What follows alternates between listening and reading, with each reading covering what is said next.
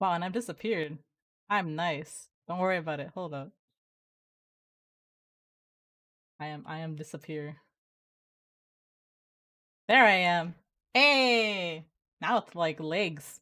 Good evening, everyone. It is I, Zama. We are at it again, playing Blazblue Central Fiction. It feels like it's been so long since I've held a tournament for this game. But it feels good to be back. It's home. Of course, I could not have my two bros here today. Zach and Bojack once again commentating with me, and Euchre in the working magic in the back with the brackets. So I'm gonna go ahead and throw this over to Zach and Bojack, and I'm gonna go yell at people in Discord. So definitely check the channels for who is actually playing. So yep, thumbs up, guys. Good luck. Your sub Zach. Yo, what's good, Boja? How you doing, man? Good, good. We're gonna be having a VTuber-Only CF tournament. Something I was not thinking I would be saying, but here we are. It's excited to see. I am excited. I'm seeing. I like seeing new faces. I'm not too well versed in the the VTuber community. I only know like a few like Alma and DOOMhammer and Joshua. So it's gonna be very nice to see some new players playing Blazblue Central Fiction. Yeah, absolutely. I know upon hearing about it, I saw a few of the players streaming every once in a while. I was able to sneak in and lurk to see what was going on, but I'll be real. A lot of the stuff I would see the lobbies, and then I'm just back to Final Fantasy and it's on the side. I'm like, oh, that was a cool combo. All right, let me do something on Final Fantasy real quick. So still excited to see how it's all gonna work out today. I do not know what the looks like, so I will go find that very quick. Uh, but yeah, thank everybody for tuning in, and we'll be starting this up very briefly. It's gonna be excited to see how everybody kind of. I'm not sure. I'm curious on what the characters are gonna look like. Who's gonna be like probably the most represented? Anything like that? Bracket is right there. Sweet. Yeah, I'm actually looking forward to seeing just just like some new gameplay. Like I heard that there's a lot of VTubers that have been getting into fighting games, and Blazblue is one of the ones that they really took a liking to. And I know that Lady Zama has been trying to train some of them, get them into the game. She's made a lot of resources for them to use. So like you said, I'm really looking forward to just seeing, new blood basically. Yeah, if I remember the tweet right, it was Operation Get VTubers to Play BBCF. Ooh. And there was like 5 or 6, maybe 7, something like that. Just VTubers streaming. So hey, shouts out to you. That's cool. Love to see it. Yeah, hey, more Blazblue for the masses. I love it. What's the words again? Boblez. Boblez. Indeed, we're gonna get that today. Yeah. So I haven't commented much CF as of late. There has been definitely a lack of tournaments as of recent, so it's exciting to see it coming right back into it. Just jumping back in. I think as of recent, the only tournaments that I've been seeing have been one made by someone called Kodro, and of course Boston Bluebeat. So there are some going on. Oh, and of course finals PC BBCF tournament as well. So this is definitely a nice twist on things to get a VTuber only one. Exciting to see how it's all gonna play out. Yeah, there's definitely some tournaments over out there, but we haven't seen too many of the bigger ones, so we'll see how that goes. Looking at the bracket, I do not know. Look, okay. Also, full disclosure for if anybody that's competing is tuning in, I will butcher your names. So I'll go ahead and apologize for that. If you want to drop like the hieroglyphics or whatever of how to properly pronounce it, by all means. But and I will try my best. But I guarantee you, there's gonna be just one or maybe 18 mess up. I'll also try my best. Oh. I'm really excited to see all these players as well. I hope that all those that have started playing the game, I hope you guys are definitely settling into it. I hope you guys are really enjoying the game. It's a great game. Community is nice. I'm glad you guys managed to find Lady Zama. she's definitely a good amount. She has a good amount of inspiration, and she's definitely a good teacher as well. She probably tried to teach everyone Hazama. I can see that happening. But other characters in the game. Don't call me out like that. In the game. Don't call me out like that, Zach. It's like I want to play Blazblue. Who should I play? Well, there's Hazama. Oh yeah, and Terumi. There's this dude called Hazama. He's kind of cool, guys. Play him. Hey, guys, play Hazama. He is cool. I can admit that. I'm just making sure I have the right file real quick. Okay. Somebody just said, when will Dude start being a VTuber? I want to see his avatar so badly. My God. Kinda has a model for it. Well, not a model. He's got like a picture of himself with it. That would be nice. Yeah, that'd actually be super funny. Play Bullet. Yeesh. No, Bullet's cool. Bullet's nice. I like every single character in this game is cool. It's so great. Oh shit! I need to put on a auto pass. Wait, I just realized. Let me set the pings real quick. Okay. My B. Am I on auto pass? No. Yes. Okay. Maybe now. Okay, I am. Okay, cool. Okay. So we're getting straight into it. Looks like the wait. I might be behind on the stream, but there's like a black bar there as well. Oh, I see. Yeah, there's definitely like. Don't worry about it. Yeah, Don't worry yeah, about yeah. it. Cool. Don't worry about Bars. it. All right, so. All right, and they know about net play stages, correct? Yeah. Wait. No. Oh shit. Go back. Go back. Okay, wait. Go back. Okay. No. Lady Alma has been working on a lot of things, so me and Budget are gonna run it down for you. If you are in this tournament, Go back up. Hold up. there are Retreat. net play stages. Wait, can I like force retreat? No, not on PC. Not on PC. On PC, they have to quit the game and get back in to end it quickly. So I have You to can't actually, back out in PC. I actually have to like close the game.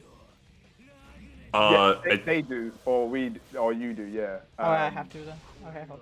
Or yeah, either that or like Susanoo can 6B into the next game. All right, hold on. Yeah. So in the meantime, though, like Zach was saying, in this game there is going to be Okay, cool, got it. So in this game there is going to be net play specific stages. Because of the fact of how the game operates, without getting into all the nitty gritty, basically there's like 3 stages that will be good for net play. That would be Old Gate, Coliseum Silent, and like one other one, but really it's just go between those 2. Yeah. Because those are the only ones I really remember.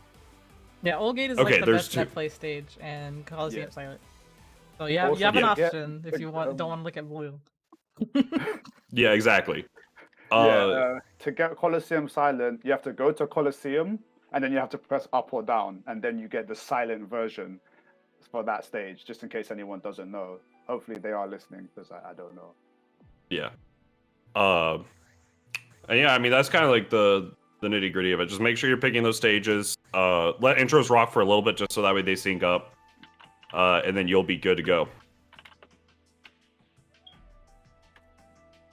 Okay. Yeah, I'll post the new for link those of you in. that asks.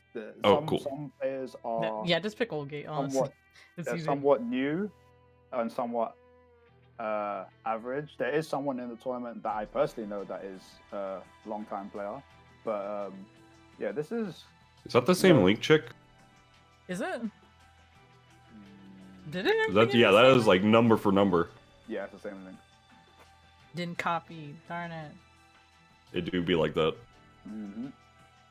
I'm happy to see Sina playing Susan though. I'm throwing it out there. Sina's actually she's a Dragon Ball versus player. Oh my god, why Dragon Ball versus? Yes. Wait, did I say Dragon Ball versus? Why am I seeing I like butchered this. that. Dragon Ball Fight. Dragon DBFZ. Yeah. Okay. Silence. I see you in the chat over there, Metsu. Shut up. It's not actually wait, is it actually working? Maybe it's the same invite link. No, this I'm in this one. Yeah, it can't be the. Wait. Yeah. Okay, I just realized. I'm in the lobby now. Then maybe it's the same link. Wait. No, well, the one ending like at 8-7. The newest link the newest link is a new one. It's Oh. off by like a number. Wow, A that's kind of number. cool. Wait, Okay. yeah, it's Okay, literally instead of a the last little bit sequence there. It's right before the forward slash. Interesting. That's just some nerd talk. Whatchamacallit? Oh yeah, you're right. So you're saying Sina, she's a Dragon Ball player. Yeah. Who do they play? Is it like I'm trying to see the correlation between Susanoo. I believe they do actually play Unga, if I remember. So I'm Kid Buu Broly? I know they play Broly. I think they play UI too. I'm not 100% sure. Oh yeah, everybody plays UI. Let's go ahead. No, okay, never mind. 21 Super Broly and Yamcha. Yeah, there has to be Broly. Susan. So plus on block and then big body. Alright, cool. Exactly. What? Yeah. What? Susan's the best. I saw you playing UI, Sina. UI as well. Damn, is that how we feel? I saw But UI is so fun. I don't even know UI. I saw you playing UI. I don't know. I don't know, Sina. Now I'm like, Chicks on with the snipes. Dude. But DLC? UI is so fun in that. Alright. You guys are gonna go. UI Cool. play? What? Oh no, I think they switched. Hold up. I think. Yeah, it looks like Sina's now on the player 2 side. Okay, so Stargazer versus Sina to start things off. Coliseum Silent or Old Gate. See it? Yeah, cool. Sweet. Okay. Okay, so right off the bat, this imagine we see a good bit actually. Ragna versus Susanoo. It's gonna be a lot of like the spacing game between like how Ragna is gonna be applying the 5B and the JC, try to like whiff punish or try to really pressure Susanoo out. While at the same time, Susanoo, especially because of the fact that this is more of a beginner's tournament, Susanoo may have a lot of really strong tools that we'll have to see if Sina can apply and overcome Stargazer with. Yeah. We'll have to see if Lady Zama taught them how to instant barrier. Oh yeah, or just barrier because Susanoo, or like, dang, Susanoo has a lot of good tools that could be strong against new players. We'll see how it's gonna go in this first game. We'll apply. Yeah, 5B right off the bat. The classic. All right, get to the corner combo. And let's see how this is gonna work out between these two. Trying to find their openings. Oh, reactions in the punish. Okay. Yo, DP, I love it. All right, gets the pressure going. Unreactable. Okay, cashing it out, getting the damage. Oh, 6B, very good option. Wake up 5A, that button is so good. Oh, no punish. Unfortunate, yeah, no punish on that. It is going to be, there's a lot of times that you're going to see, oh, the Gauntlet Hades is so cheap. Look, even for like, comparatively for like a beginner store, right? Even like intermediate and like higher level players, that move is just hard to react to offline. You know what? I think Wagner's looking pretty S-tier in this tournament. I'm just going to be real with you. Yeah, I mean, oh, this is going to be interesting to see. Yeah, working as intended, but now going to get that pressure started. Really? Yeah, here we go. Okay, does not go for the special cancel. Ooh, DP connects. Jump straight from the grab. All right, yeah, throw counter. Got those. Stargazer right into the corner. What's the pressure look like? 2D and the kick confirm. Oh, but a little bit too high to get the 3C pickup. Catching the jump out. Very good play from Sina. Caught out the jump start with the low and the DP. Get off me. I don't know you. Jabs to start it off. Oh, we still have burst and overall. DDP. That was insane. That could have just been death. And now the overhead, the double overhead. Nice blocks. Oh, and an overhit of Sina's own. DP again, Stargazer. Not get off of me. A reminder that you guys do have your bursts. A, B, C, D. And I also gives you access to overdrive as well. So we'll see how that's gonna go. It's kind of interesting to see because there's a lot of like there's definitely a good thought process like what we've seen like with Sina going for these mix-up options. Like I want to say it's like 6D or 6C rather. the like Susanoo's overheads and whatnot, but then recognizing that they're blocked and then not really continuing into like more pressure, trying to potentially bait out, like knowing that there's different Gatlings on it, so that way you're able to kind of see, are you going to be mashing here? Are you going to be letting me rock? What's your defensive style looking like? Interesting to see how this kind of evolves as well. I do like the way that Sina was attempting to structure the pressure as well, because oh wait, I need to check one thing. So we're gonna see how the adjustments will be made. What's the plan? We actually, funnily enough, we didn't see the Pride and True Susanoo button that often. The 6B +4 on block. It's the unofficial infinite block string of 5B 6B. Curious to see if we're going to be seeing more of that in the game 2, or if Stargazer is just going to be able to come out on top. Game 2 for the first set of the Vtuber-Only BBCF Tournament. Let's get it. Trying to get something started. Nice use of the movement. 2A, no counter confirm, and now going to go for the pressure. Nice raw punish with the 5C throws. Oh, a little bit too much of a delay. Air unblockable. That's actually one of the things that's kind of interesting that we're gonna have to see, is that a lot of moves in this game are air unblockable, that you need to use barrier A plus B, or really, is it A plus B, or is there other macros for it? I always just use A plus B. Yeah, I just use A plus B. I don't think there's another. Ooh, Wait. I saw potential. I saw potential there. Yeah, that could have been an explosion. Yup. Nice. And goes for the route. Yeah, ends with the.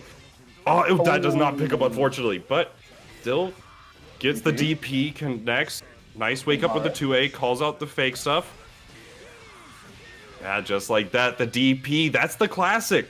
Yeah, Sina's having a bit of trouble dealing with Ragnar's Dragon Punch, I can see. Yeah, it's definitely, that's something that whenever, especially like getting more used to fighting games, is kind of like a very strong option in learning when to bait the DP and when to not. Like, for example, that 5A is a good adjustment, because the fact that it does, it can call out DPs with like proper meaty timing, but the only issue is that if it's off time, then yeah, you will just get counter hit for it. Yeah. It's only A plus B. Gotcha. That was our throw counter. Burst. Okay, there we go. Trying to use these 5As, trying to catch them. Overhead from the Gauntlet Hades, working as intended with the Carnage Scissors to boot. Using active flow. OD back. Yo, the super.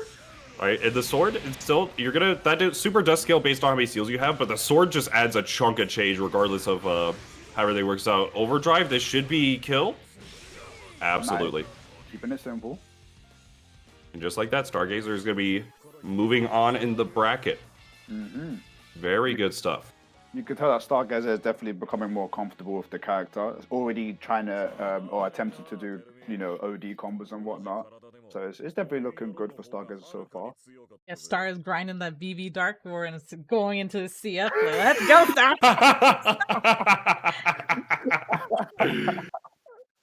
Gotcha Warriors coming in.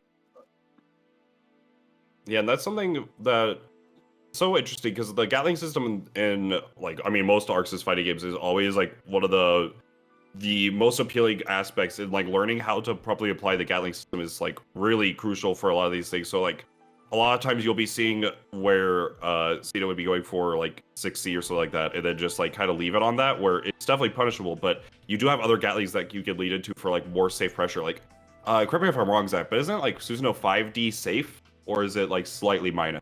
Or like slightly punishable? It pushes you back enough to make it safe. Gotcha. Then you can safely end pressure with it from certain ranges, and you can get that seal. So yeah, that would be a good option. Just explore more of the Gatling routes, trying to see exactly what you could do off of what, and especially also special cancels. But it's hard to say, because also Susanoo's like specials are very lacking whenever you don't have seals. So, yeah. But that also is kind of just by using more of your drives on block. But is this Tager? Oh no! Actually, I have not. I know Kohaku actually does play AFGC or AFGs. I'm not sure what their main game is though. So I'm excited to see who they actually play in this game. So I think they actually do play Blazblue. I want to see some SPD. Look, I played so much Drive. I'm trying to see some more. I've seen enough Pot Busters. I'm trying to see some Tager Busters. My goodness. So Kohaku versus Riku? Or Ryuk? How did I look? I gave the warning. I'm gonna butcher these names. Don't worry. We'll try our best. So let's see. Wait. Oh, okay. Rakugami Kohaku versus Ryuk.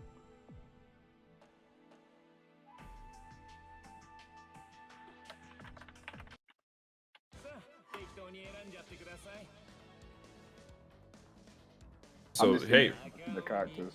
have I seen this matchup? I feel like I've seen Ryuk somewhere. Didn't we actually see this in like WSC? Mustache Villain versus Edgedark? Wasn't this a thing at some point?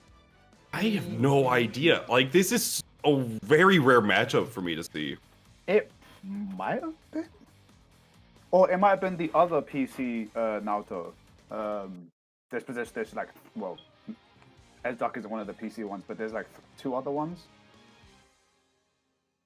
Regardless, this is gonna be interesting. I feel like Naoto has a lot of good pressure options to deal with like potential like reversal SPDs and things like that. Like because 6B is airborne, so you're able to call out like 360 Ace. Yeah. There's a lot of cool options that Ryu can go for here, but it really is gonna come down to how comfortable is Ryu against grapplers and how comfortable Kohaku is at just schmixing, at getting the butter churning. Oh, nice use of the backdash. Is going to find the opening. Oh, unfortunate drop. Goes for the regular throw. Just going to get the magnetism. Restand. What's the schmix? Calling out this the DP. Okay, Kohaku looking kind of scary. Yeah, plus frames. Throw counter from the 360A. Uh-oh. Another one. Oh, yeah. All right. Gets the air one. All right, what's the schmix up here? Reversal super to call out the button. Wow, Kohaku. Kohaku going in. Ooh. Right, so what's going to be the adjustment in game 2? Really nice use of the regular throw. I actually do like the fact that Kohaku is going for more of these regular throws because the fact that they are, if Ryuk does go for like a neutral drop or things like that, it will recover before an SPD would, and just going to be like a really safe option to try to call out any sort of defensive habits Ryuk hasn't shown yet. Okay. Nice air throw. The call outs. All right. Oh, no. Just barely clip, but nice use of the burst. Charge 6D. Oh, here we go. All right, Tech's out. Very unfortunate, but able to get the pickup with the Rekkas, and now any hit will kill. Oh, 720. Does this kill? Oh, just barely. But wake up super. Oh my goodness. This is exciting to say the least. Nice jump. All right, nice. The Rekkas. A lot of up back from Kohaku. I'm curious to see how Ryuk is going to try to call that out. Nice pick up. Nice grab. Counter hit, but is able to get the pickup off that 6C. No full confirm, but oh no. Oh, Loops. Loops for days. Oh, this is the full loops too. Oh, almost. Nice use the 6B. I like the edit. Yo, you see those. We catch those. Nah, man. I'm just getting flashed by some old school Tager. Like, we could learn combos, or I could just 360. Yeah, that's still, I always forget how much I like watching Tager, because the fact, like, the Tager will block, the Tager will, like, up back, all these different things, and you're like, okay, there's no, like, I'm just gonna go for, like, extend my pressure a little bit. There's only a small gap in here, right? It should be fine. 360A. Smoked. Oh.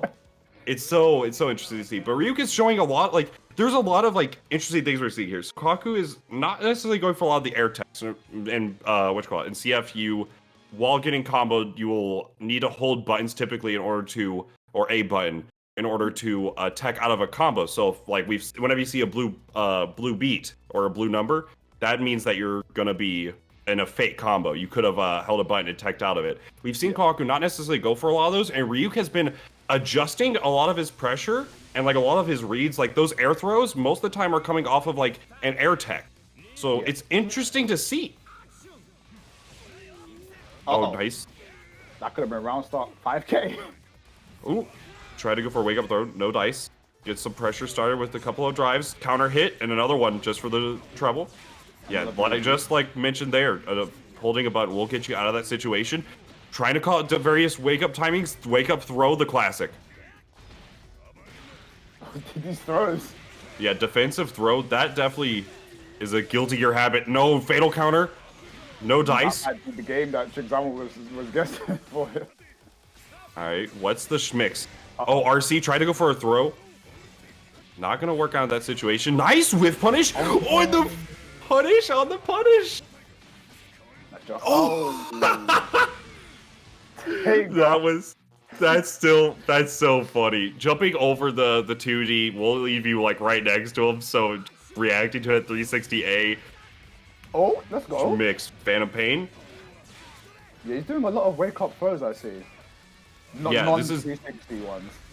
Yeah, just a lot of regular wake ups, but I really the loops for days. The loops. All right. The rapid cancel. All right, got the enhanced Rekkas. Yo, almost got the whiff.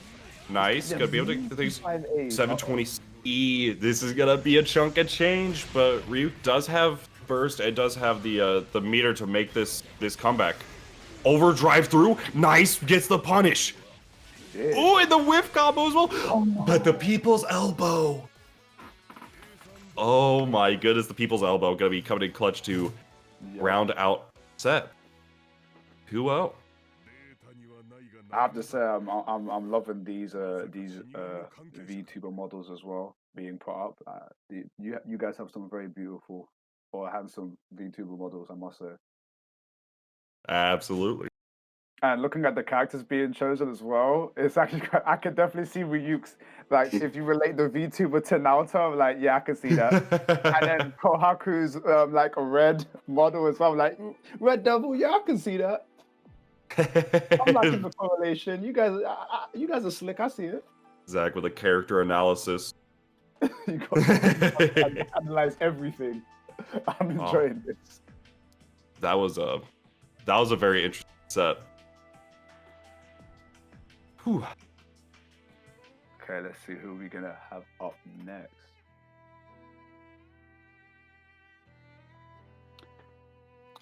You could just realize I expected more from you. I can't believe you just noticed that. I knew that. I don't even like look at that stuff. Oh my goodness. I'll admit though, like the first time I saw the design, I'm like, is this too? I thought about it for 1 second, like, Oh goodness.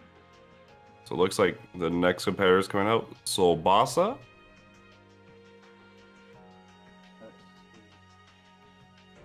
Versus Specter VT. I think I've seen Specter VT before, I believe. I feel like I have as well, actually. Oh yeah, no, there's there is the EU player. Oh no, I don't think that one. Yeah, no. That's Lord Specter X. Or Spexy, as I call him. I was calling Spexy. There we go. That guy, he has, I'm not even gonna lie, he has that Castlevania-like hair in real life. He does! I'm sorry. Castlevania, like, what? Yeah, he's got that Alucard, like, Dracula hairstyle. Like, he's just got that natural hair. Like, he wakes up, just, like, whips it one time, and he just goes like that. And it flows. Yeah, it just flows. Like, for the longest time, it's like, bro, your hair looks so cool. I always used to say that to him. Alright, but now we're going to be getting into Solbasa versus Specter. You have Vtuber versus S, a matchup we've seen a few times, not in this tournament, obviously, but from around with Eliana and the various S's from around the globe. I'm gonna pause here really quick. So we've had one of the matches from round 2 already progressed through. That would be Karnpan versus Laguna. Generally, okay, so I understand that some people might not be used to tournament formats, but what we tend to do is run round 1, all of the matches of round 1, then we pick who's going to be streamed for round 2, and then we run those and all that jazz. So, like, don't play ahead. Okay, so yeah, just wait for the TOs to give the clear to proceed to your next match. Nice air-to-air confirmed! We got another Jubei, let's go! Yeah, here we go, gets the full routing, gets the corner pickup as well. It was a blue beat, but here we go. How will the adjustment be? Nice. Really dominating the airspace there. Solbasa always going for the air-to-air and just really keeping Specter in the corner here. The pressure started. No Rekka after the splash. Oh, nice blocks! Ah, but unfortunate. Solbasa. Yeah, that was really good pressure. Yeah, Specter, a little bit afraid there, because a lot of that was actually minus. Yeah, there's definitely, like, that's also kind of just learning the matchups and learning how the characters work and whatnot, right? Because, like, slashes they're, like, slightly minus, right? The special ones are minus. Ah, gotcha. It's been a minute. Now gonna be able to get the pickup, though. Oh, I never knew that could pick up. Alright. Yeah, and a lot of delay text coming out from Specter. Nice use of the burst to get things going. JD gonna catch the jump in, but not gonna follow up. Oh, but the JD to pick up the install. This should be a full... Oh, it's a roll catch. Alright, running around, trying to navigate around the drums very well.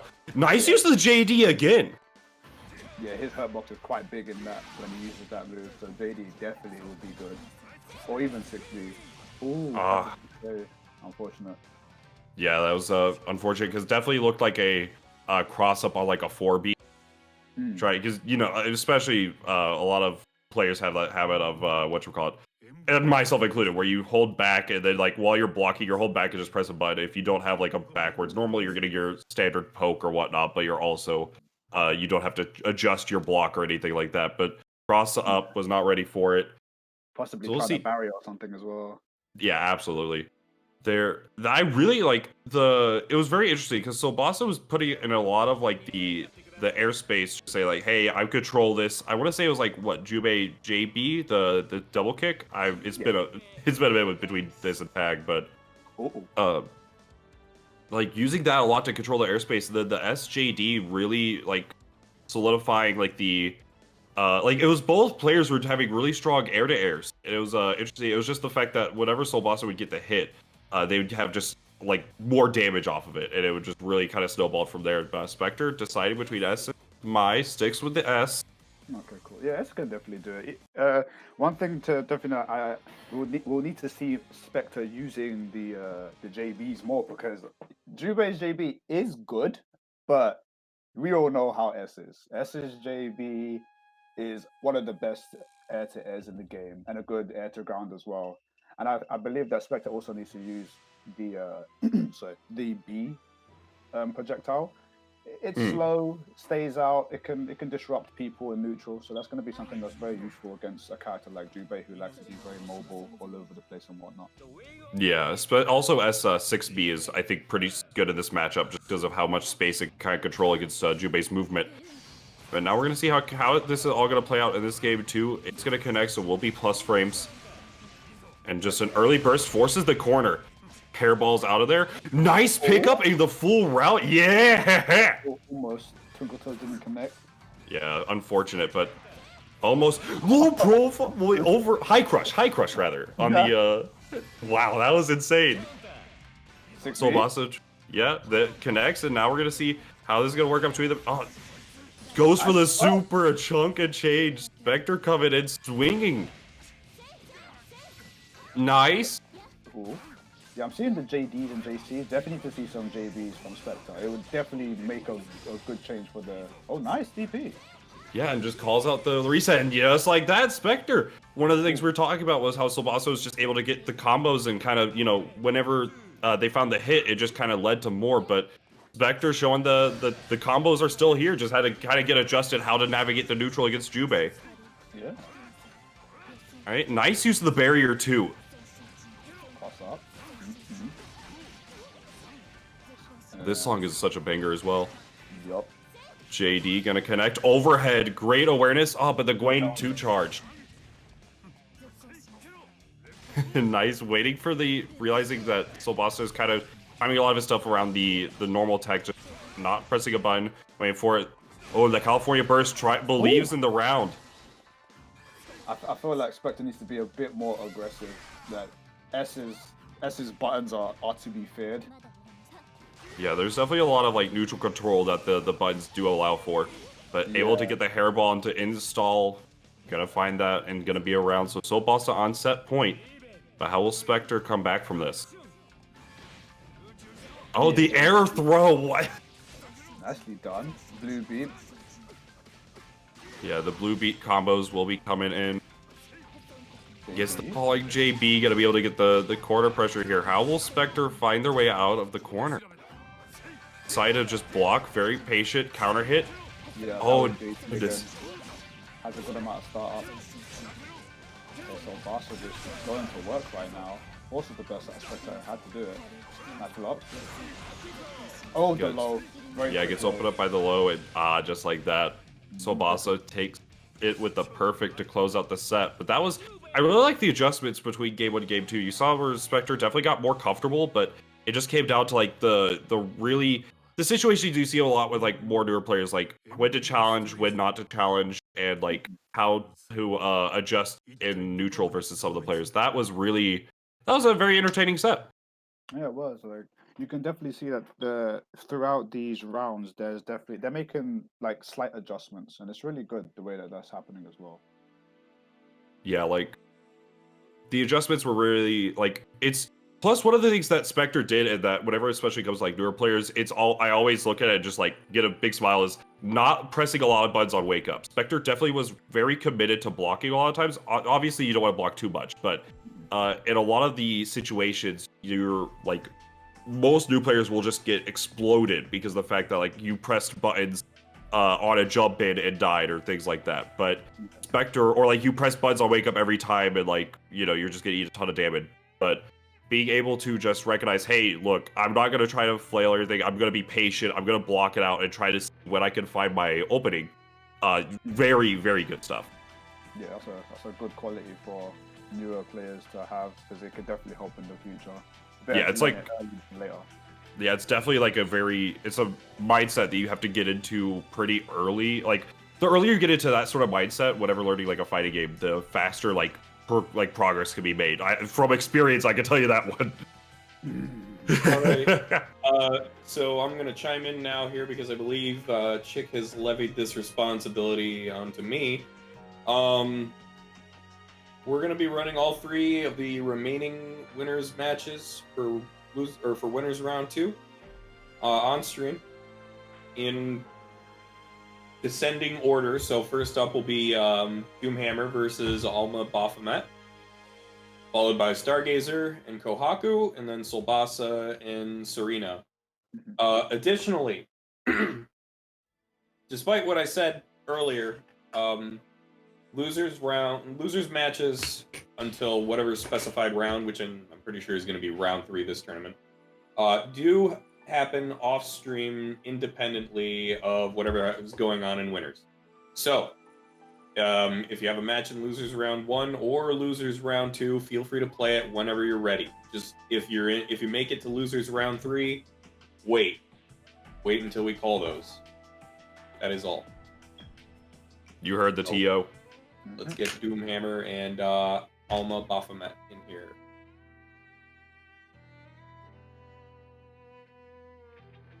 All right, so we'll see. So DOOMhammer, we both know is going to be a platinum player. I am not very familiar with their opponent. Yeah, I'm gonna have to see what they're gonna bring to the table. Oh, it's Baphomet. I think they clarified how to pronounce it earlier, and I still am gonna mess it up. So apologies in advance. Alma It's a Baphomet. it's a demon. It's Yeah. Baphomet. Baphomet? Oh, look. I'm a Final head of a Fantasy player, goat. dude. Head of a goat, body of a man. I didn't know that's what they were called. I'll be real. I'm a Final Fantasy player. I see that. I think Bahamut. Yeah, let's get it. Yeah.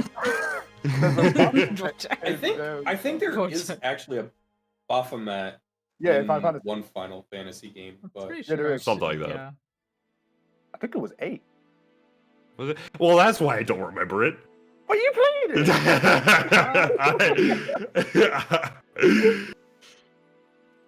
Oh, I won't get into the nitty gritty. I won't make this a Final Fantasy talk show.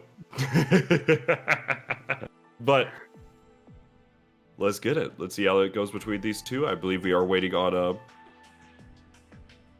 Bahamut. Yeah, Baphomet. Baphomet. I gave you the warning. I don't try. It's just that PH is like when you say like, yeah, just well. Yeah, the PH is an F. just call them Alma. Baphomet. Yeah, Alma. Yeah, that's the same. Yeah, Alma. Oh, and the name mix-up as well. Ooh, I see. In the lobby. Nami. Nogita Kamaira? Oh my god.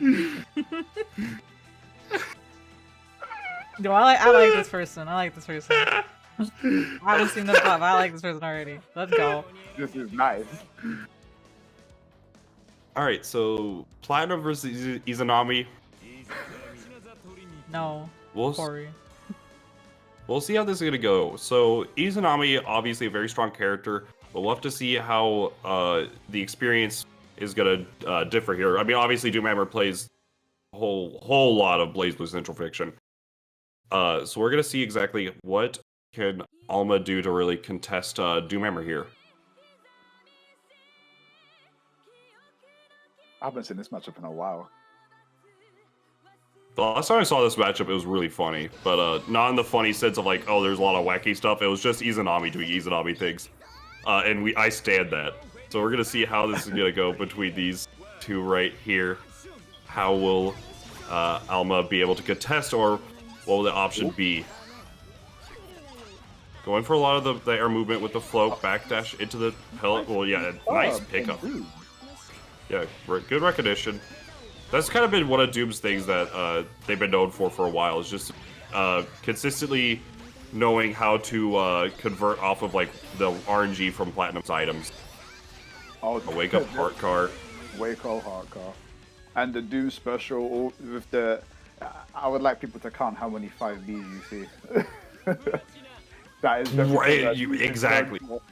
He loves Exactly. Somebody get the counter going.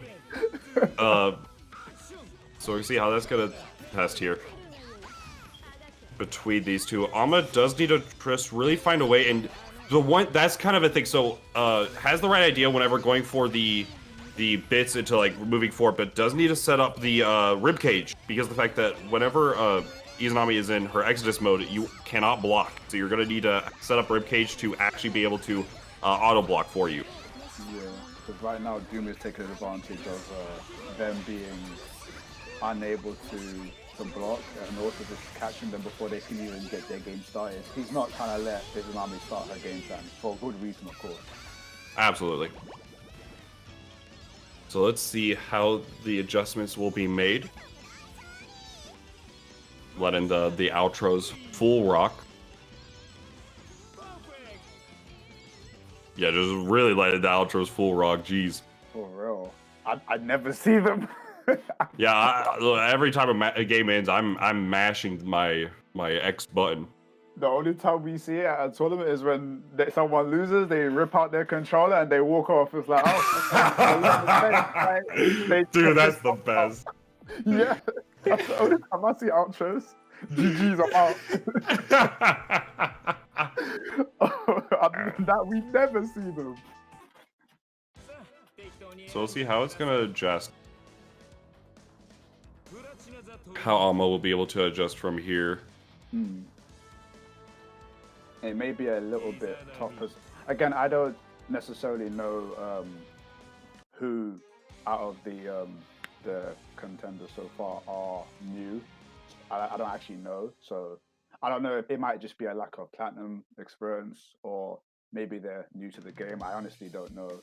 But like we said before, Doom, a long time player. He's been playing platinum probably since he came out, I think. Yeah, like Yeah.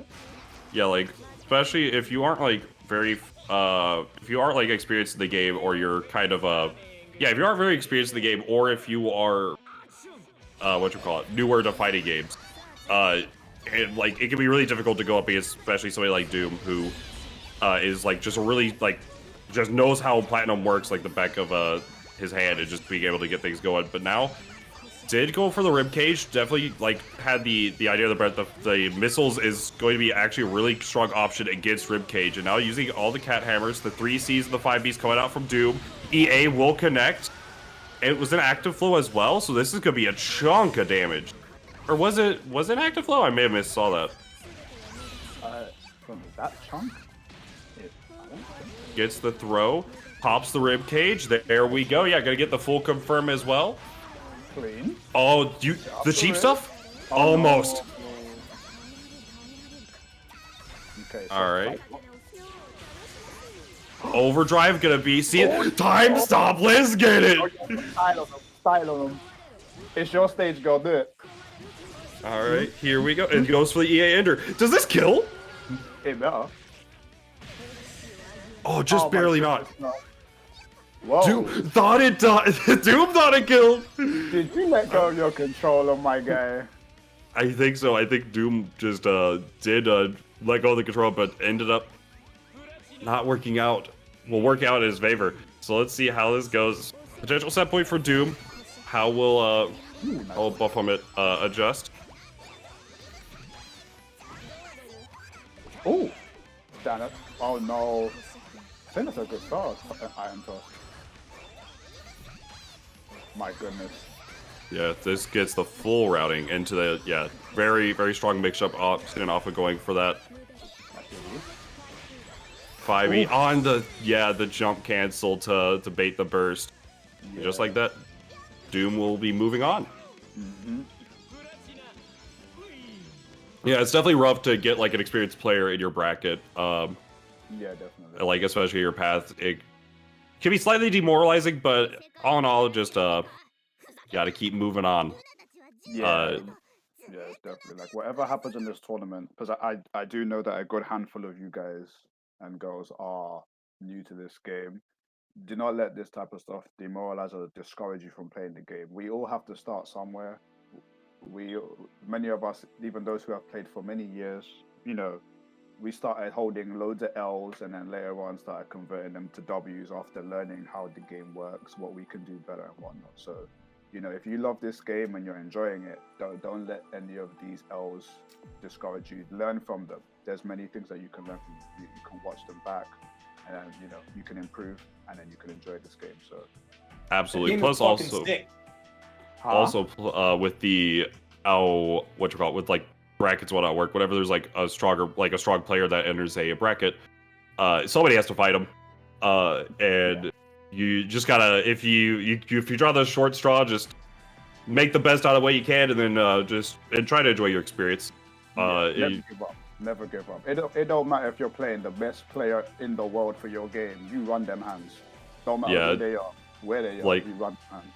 Like if you know more Blazblue whatnot, or if you've seen like high level tournaments, right? If you know the name Fenrich or whatnot, like somebody has to play Fenrich round 1, or round 2 if he's seeded. And I'll tell you what, that sucks. From experience, that is not a fun feeling. Round 2, your first round doesn't show up. Round 2, you have to fight Fenrich at Evo. It's rough. Man. But all in all, just enjoy your time with it, and try to do your best in the losers bracket. Mm-hmm. And just try to learn from your experiences. Never give up. That's the one thing. Never give up. For any of you learning a game, it could be any fighting game, anything. Don't give up. There will be. If there's a will, there's a way. I'll drink to that. like that dude searching for oysters in freezing waters. Never give up. Mhm. I don't watch the History Channel, dude. It's just It's a meme. What? like, What is this reference? here. What are you doing? Bojack. Why are you Bojack. giving up? Bojack. Bojack. We gotta talk. That sounds like a History Channel show. Fucking meme. It's a Japanese dude fishing for oysters, and he's telling the viewer never give up. Yes, the meme. No, Yeah, Oh, you're talking about that video. Yeah. It's the meme. It's the meme. Yeah, my bad. I thought you were talking about like some new like History Channel show. But tell me though, right? Am I wrong? Am I wrong? Does this not sound like something you see on the History Channel? Fucking the deadliest catch oyster. But we will be having Stargazer versus Kohaku coming back up. Two players that we've already seen before. Kohaku did rock the Tiger beforehand. Stargazer sticking with the Ragna. I'm curious to see how these two will combat each other. Also, just as a heads up, this is a bro battle. These two are really good friends, so I'm excited to see this. Ooh. They've been wanting to fight each other in tournament for a hot second. Ah, well, they Okay. get their chance right here, right now. Nice. Run the set. Catch Run them it. hands. Yeah. Don't worry, you guys can resume being bros after the match is done. It's alright, it's cool. Yeah, there's no bros in tournament. There's no bros in matches. There were bros until we get to that, that screen where you see two characters, and then, yeah, it ends there. But it starts back up. Whoever loses, don't worry about it. But I am curious to see, so we saw a lot of the Stargazer did opt for a lot of reversals, a lot of like just the get off me tools that are available in the game. Oh, and full range confirm as well, and the throw reset. So, Stargazer showing no mercy. Oh, and the bait as well. Stargazer here to play. All right. Yo, Stargazer looking kind of like a demon right now. Oh, but the people's elbow and the confirm from Kohaku. Nice jump out. Good reactions from Stargazer. Wow. I love That's gravity quite- sometimes. The magnetism. Oh, goodness. This is going to be a chunk of change. Oh, unless. Oh, I was able to armor through it. Yeah. Just like that. Stargazer, I liked a lot of the options. It's a lot of things you have to see, because grapplers can be very annoyed to deal with while you're taking your offense, because of the fact that they do have like those very fast command throws that can really be like detrimental to your game plan. But able to adjust Stargazer and just be like, hey, I'll wait, let's get it. Good adjustment and good like game plan coming out. But how will Kohaku adapt? By getting those hits. Okay. All right. Kohaku making his way in. Avoid the DP. DP. Calling out the habit of the wake up throw. Counter hit. Burst. Stargazer wants to end it here and now. Will Kohaku let him? Oh, nice! Just block. And the Astral? That's an optimal punish. No. Like, okay. This Yo, is a- bro. It's I'ma have optimal to take your punish. soul. I'ma have to take your soul, bro. Tell me one other punish in this game that does 30,000 damage. You right. Well, there's Susanoo's does 99,000. Tell me one other punish on Ragna that does 30,000 damage. Thank you. Optimal. Optimible. Bro Blaze, as they say. Oh my goodness. So that was a very strong game one coming out from Stargazer. How will Kohaku really adjust? We saw a lot of like it just came down to like Stargazer using a lot of like good neutral tools from Ragna, using those JCs, 5Bs, spacing things out really well, and using like this just a lot of good options to really keep the Kohaku's grappler nonsense out of the picture. But whenever Kohaku did get a throw going or like find the opportunity, it led to a chunk of change. Yeah, it did. It seems like no one's able to stop Stargazer's DP so far. Yeah, it's definitely a strong tool, whatever, especially like more beginners to like mid-level bracket. The reversals and things of that nature are going to be definitely like the strongest stuff. All right. Nice. Nice. Up with the Z. Yeah, that was just really good. The good roll catch. Goes for the air JA. DP, get off me. Your turn? My turn. Gets with the low. Alright, gotta be able to find that hit. He's trying to jump out, but the JAs are holding him down. Oh, Yeah. One of the beauties of anime fighting games with the RC system, so it's still able to commit to that strong option, but oh, this is a chunk of change actually. Oh, and he has the full routes as well. Kohaku. 100 meter. Try to go for a reset.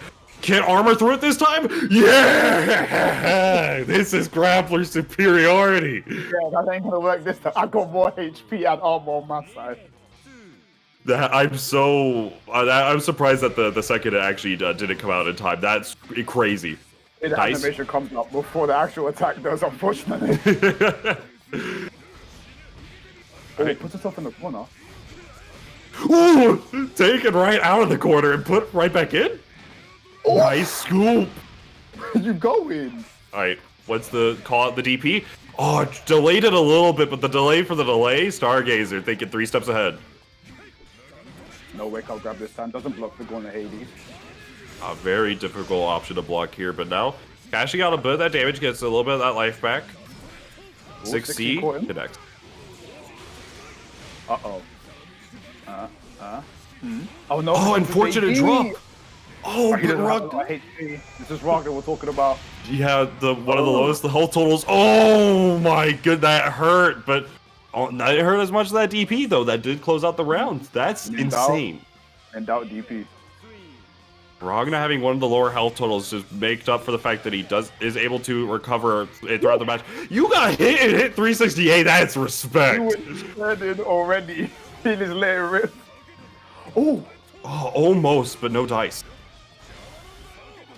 Oh, but the unfortunate, a little too early and just wasn't able to get the punish. The restands are catching out Kohaku. Stargazer realizing I'm the grappler now.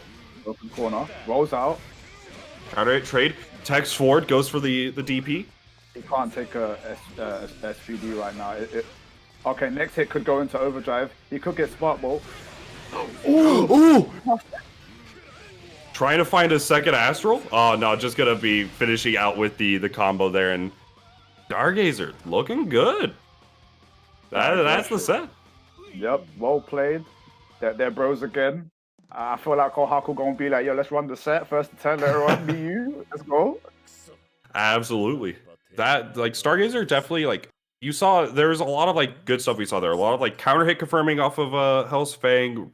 Like, realizing that if it hit normally, either going for a non-counter hit confirm or going for it, like, as, like, a throw reset or going for just, you know, confirming it. Like, really good stuff from Stargazer moving on. Kohaku as well. Played really well. Just lots of, like, things. That's kind of like how the Tager versus the Ragna matchup goes a lot of the time. Like, you could play around, like, Tager plays around Ragna here and there, able to find, like, those, you know, the half your life command throws. But then it just comes down to, like, the neutral interactions and how, like, the defense is handled, and Stargazer are able to come out on top. Showing no fear as well. A lot of the times, when you play fighting games, a lot of people say that you need to be calm at all times, but sometimes you really gotta be aggressive sometimes, because people automatically assume that if you're fighting a Tager, you're gonna be very passive because you're scared. You don't want to get grabbed, you don't want to get hit or put in the corner. But sometimes you need to show these Tagers that, you know, I'm not afraid of you, and that's a good thing to do when you're fighting Tager sometimes. Yeah, you gotta. Tager is not a very strong character in terms of, like, the meta and things like that, but it's all about, as every grappler is, it's all about the mind games. It's all about, once they're in, who cares about, like, tier list, meta, things like that. If they're in, you get command thrown, that's damage. Yeah. Especially Tager, who has, like, magnetism and, like, the strong, like, really strong reset opportunities, and then you just get command thrown again. Like, definitely grapplers as an archetype are just super snowbally, so it'd be like very difficult. You gotta make sure to say, hey, look, I don't care what your mind games are. Once you're in, yada yada, just run the match, hold these 5Bs. Yup. Goodness gracious. But looks like we will have Solbasa fighting Sarina Penguina. Let me Yes. hold up. Let me. Yes, this is Sarina Penguina. Okay. That We I had love Soul that name. fight up earlier. Mhm. As some of you may know, Soul is formerly of Vancouver, but still Canada. So shout outs to Van still. And Sarina is actually one of the main how should we say, I guess, avatars of like the VTuber AFGC. Well, not AFGC, VTuber fighting game community right now. We've done a lot of Really? events, a lot of streams for fighting games, from like Smash to all sorts of things. She was hosting a Blazblue lobby not too long ago as well. Oh, that's nice. Bars. I like that. Putting in the work. That she works hard. That's good. That's good. See if that work is going to come into the gameplay here against Solbasa. Coming right up. Solbasa has to play another S. That's interesting. So how will Penguina's S kind of change up against Solbasa Jubei? We'll find out. What's the difference in the approach of matchup? Nice use of the barrier. Oh, whoa. But good block, though. Able to block the cross-up just in time. Oh, good. Troy's going for these cross-ups. Nothing personal, kid. Calls out the backdash. Try to go for the overhead, but we up back it. It's MMA Fighter. Okay, activated. Takes the corner. Nice. Try to go for the falling JC a little too early. Counter hit on that overhead and gonna be able to get everything started here. No super meter. Oh, 3C definitely was supposed to be a DP, but did kind of work out in their favor regardless. Just getting her out of the swapping the corner, but Solbasa takes that advantage and gonna be going up game, going into game 2. Or round 2 rather. Okay, now confirm. Okay, so Barca definitely. Okay, we're seeing projectiles now. We didn't see that in the last game versus the other S. Nice JD cross up. Doesn't get it confirmed though. A little bit too far. Nice block. Projectiles. Just slowly playing that neutral. Almost gets a nice confirmed there. Counter hit with that 6 beat. Unable to get the full confirm, unfortunately, but gets caught by the load. The DP whiffs, but both worked out. JD, nice air-to-air confirm, but a little bit too high. Sarina, try to get in, and the burst! He's using that JD to cover some space to stop him from really maneuvering around her. Yeah, like this is real. Yeah, like we saw this a lot in the versus that's prior. Apologize, I don't remember the name. No All right. Nice JD. Oh, goes for the install, gonna be able to get the full confirm. Sarina recognizing that, goes for the burst. Really good option, realizing that was death. Oh, but the delay into the low. No tech. Gotta hold the button to tech. Yeah, that was really. That was very similar issue like you mentioned. I needed to hold the button to tech against. That's kind of, it's interesting because Jubei has a lot of options that are revolving around you holding the button to tech, so it makes sense that so it makes sense to not hold the button at times, but it's like one of your standard, like for a lot of new players, the basic way I could put it is that you basically hold the button to tech always unless there is a specific reason for you not to want to tech. Being like for Jubei, there could be some situations, or there's like certain setups that you will actually just want to forward roll out or forward like back roll or whatever. But for the most part, you always tech normally and like hold a button to tech, and then from there it's there. It's also like tip that I usually do is I just, instead of holding one, I just hold A and B and then like hold back. Or like tech and then immediately like hold back, so that way even if you tech in the air, you're air blocking and you can't get air unblock will reset. But that was really good showing from Sarina, but we're gonna see if she's gonna be able to get this comeback going into game 2, or if this is gonna be the Soul show.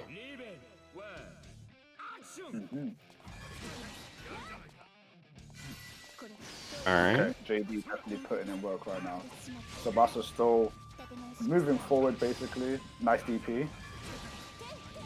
Here we go. Gonna be able to get the full route. Yeah, a little bit too high for the JC to connect, but that is totally fine. Gwen connects the overdrive. Unfortunate, no combo, but just looking for the pressure, just DP's out of the pressure. Stage that Solbasa would do there, just gonna get reversaled out, and now just playing this slow game. Throw these JDs around, try to catch any forward movement, and just these fireballs to catch any back movement. Yeah, just trying to control him. He's trying to contain Jubei right now. Nice blocks from the Gwen. Forces the burst out of Sarina. Projectile just covering the neutral. Yep, her projectiles are definitely way better against Jubei. He can't really do anything about that. Yeah, it's really strong option. Nice And just like projectile. that. Yeah, it definitely is. Against Solbasa, what we were kind of seeing is that you really need to control the neutral, and Sarina recognizing that and just saying, hey, all right, let me air-to-air JBs, going for the air fireballs, JDs, overhead. Nice. Okizemi. Nice block. Going Oh, but- again with the 2A. It looks like every time Sarina catches Solbasa, they are unable to really defend themselves. Nice grab there. Just unfortunate drop. Solbasa finding the opportunity. Will it be enough? Gets the install going and forces the corner again. Baited the DP, but no dice there. I like that. Didn't want to press 5A on wake up, waited for 1 second with barrier, and then attempted to do 5A. That was good patience from Sarina right there. Yeah, that was a really good adjustment from Sarina in like every regard. Like Solbasa, we've seen a lot just controlling a lot of what Solbasa aiming towards, right? It's controlling the neutral, using these JBs to try to catch air to airs and things like that, and really is more comfortable with people not necessarily contesting their airspace. But Sarina is saying, "Oh, that's what cost me game 1. Let me adjust this air to air JB, JDs, fireballs. If I don't want you near me, and I want you I'm gonna counter hit if you come near me, and I'm gonna hit you and start my pressure going if you're far away from me." Great adjustment from Sarina so far, but how will Solbasa adjust? That's what I'm waiting to see, because right now it looks like Sarina, like you said, definitely has the download on Solbasa right now. It's like, if I could just control the neutral, the game's mine. And that's what's been working a lot so far. Absolutely. See, game 3. Here's Solbasa versus Sarina Penguina. Let's get it. Okay, let's see. What's the round start option? Oh, yeah, another... Yeah, this is going to be kind of similar to what we saw in the round start beforehand. Just going for that JB, try to call out Solbasa for going to the air too often. But Solbasa adjusting, going for the ground to approach it. Sarina recognizing it with the JC. Like, there's a lot of just adaptation from Sarina that's just putting Solbasa, like, really far behind. But, gets started here. This is the opportunity that Solbasa needs. Drums connects. Would that hit behind? Yup. Yeah, Counter hit trade. Okay, yeah, Drums definitely scrambling more. Yeah, Drums is definitely a very interesting mechanic to try to defend against. I think we need to a rapid. Oh, and that hit behind, able to confirm from that. Solbasa recognizing Sarina has all these adaptations, but I haven't shown you this trick yet. Going for the drums on Jubei. Yeah, it looks like the activation of the other mode for Jubei is definitely helping Solbasa scramble more, because Sarina doesn't seem to be taking them very well. Nice block on the low. Went for the overhead. Probably gonna go for went for the low this time. Try to mix up Sarina, just recognizing the neutral is where is what's costing me. If I can just ignore the neutral, I'm golden. Yeah, Sarina's gonna have to stop. Oh, nope, it's happening. Oh, unfortunate. Too close for the 5-ace to connect. Oh, JD trade with the fireball. Nice counter there with the JC. Oh, counter hit trade. Oh, try to go for the command throw. Oh my goodness. And the DP? No rapid? Nah, no rapid. Just go. Oh no, didn't finish it. Unfortunate. And now next hit will kill both sides. The fireball to call out the scramble. Okay, holding down the neutral, burst on 4 and 5, so they may get it back in this round if it goes well for one player. Absolutely. Now just really, yeah, we've seen this before, Sarina. Nice adjustment going around the fireball game with the hairball. Well placed, well placed. Okay, in the corner. Good defense from Sarina. Oh, but gets opened up low. No projectile for the Okizemi. Yeah. Blocks the DP. Doesn't quite get the punish. Yeah, unfortunate drop, but now try to find her way out. Solbasa going for the low consistently. Try to find. Yeah, there we go. All right, and this is gonna be has to burst. Yeah. Oh, the scramble. Nice Ooh. punish. Yeah, recognizing in that situation, it was minus meaty 2A. Reversal EA. Solbasa takes over Sarina, Penguina, and a nail biter of a set. Great adjustments from both players. Whew. That was a good set.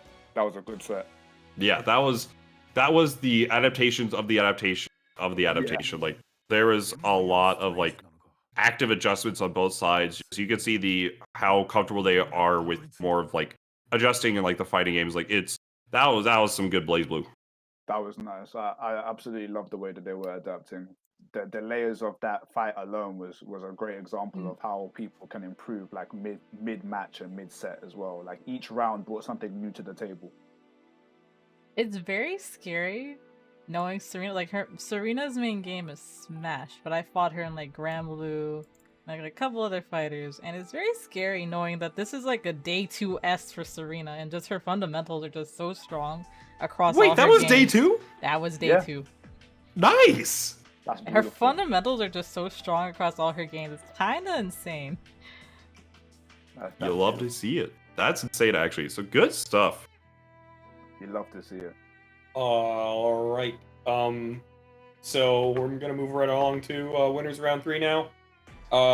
First up will be DOOMhammer and Stargazer, and then after that we'll have Laguna versus Solbasa. We are going to be doing losers round 3 on stream.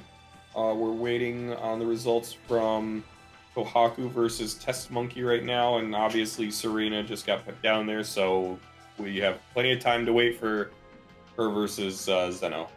Mm-hmm. And then we'll play the winner of that match versus Ryuk, and the winner of Kohaku and Test Monkey versus Alma. Or the reverse of those two, depending on what finishes first, I guess. All right. Things are progressing smoothly. Mm-hmm. I hope everyone's enjoying this VTuber-Only BBCF PC tournament run by Lady Zama herself. I'm enjoying it so far. I like to see the new blood in this game. A lot of people are showing a lot of potential. And once again, I hope you guys are enjoying, Blazblue. Like, the game is amazing. I know I'm chilling right now, but Blazblue is really God's gift, I must say. It really is, to be. I'm sorry. Super good. Blue. Oh man. Not BB Tag. The BBCF. Both are mad good. Nope. They're both good. BB Tag is fine. Hush. Silence, you. Yeah. Silence, you. I don't want that. Go back into your corner. But yeah, this is good. So I just hope that everyone's enjoying it, and that this gives more people the push they need to jump on Blazblue or any fighting games, because fighting games are fun, more fun with friends. Stream it or no stream. It's nice to play these fighting games with other people, and you find new communities, you find new friends, brothers, sisters, whatnot. And you can get stuck in the fighting games pretty nicely. So yeah, there's definitely like a lot of fighting games out there, and even if one isn't like your cup of tea, there's typically gonna be something else that, say you don't like how the defense handles this game or the neutral handles in that game. There's typically like somebody had a different idea and say, hey, let me try this but change up the neutral, that you get like guilty here, or like, oh, let me change this and that, and now you have the CF and things. There's so many different fighting games to try out, so definitely rock some games, dude. Yeah, definitely. But now let's see how it's gonna work out between these two. Stargazer, DOOMhammer. Believe we are good to start. Yep. That is so many wubbies, dude. Wooby? How do you pronounce that? Wooby. That's Wooby. Wooby. Wooby, gotcha. Oh my goodness, there's more? Yeah, that's leave it to Jive. Yeah, Drive is pretty godlike. The guy's insane. Another platinum god. Chip demanded. See how I the demand the my head. movies.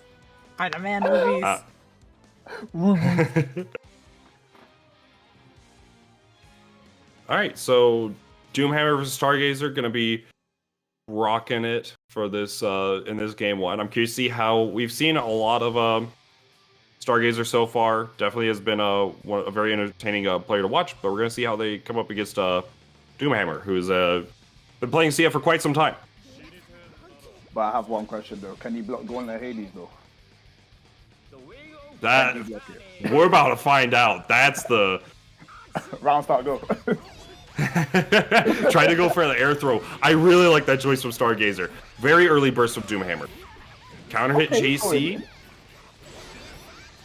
Wake up heart car. Yeah, that's gonna be that's gonna be a gimmick that he's got to Stargazer's gonna have to find a way around. He gets the full route here. Laguna is made of paper, so every hit matters. Oh, the 2B opens him up into the bubble and finish. Right?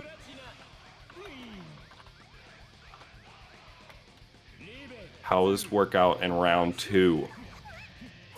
Try to go for an air throw for the round start. Yeah, this. Okay, 3 for 3. Stargazer is gonna have to be careful for that. Oh, and the punish on the DP. Yeah, this is gonna be very rough. A lot of damage coming out, and just go into the corner as well. Okay, I gets the safe jump. Gonna be able to get the full route here. Has burst available. Oh, but whiffs the combo. And Pressure with the try to bait the burst, but no dice. Just buffers the taunt out, and the clash frames with the hammer. That's goofy. Gauntlet Hades connects. Stargazer not out of it just yet. Nice throw tech. Cat hammer. Yeah, wake up JD. Good option coming out from DOOMhammer. wait, was Stargazer on the list of those who play BB or not? Yes. Play BB? Yes. Yes. Yeah. Wait, yes to what? Yes, he is. He does. He does Oh, play. okay, cool. Yeah, you gotta prop that fight, man.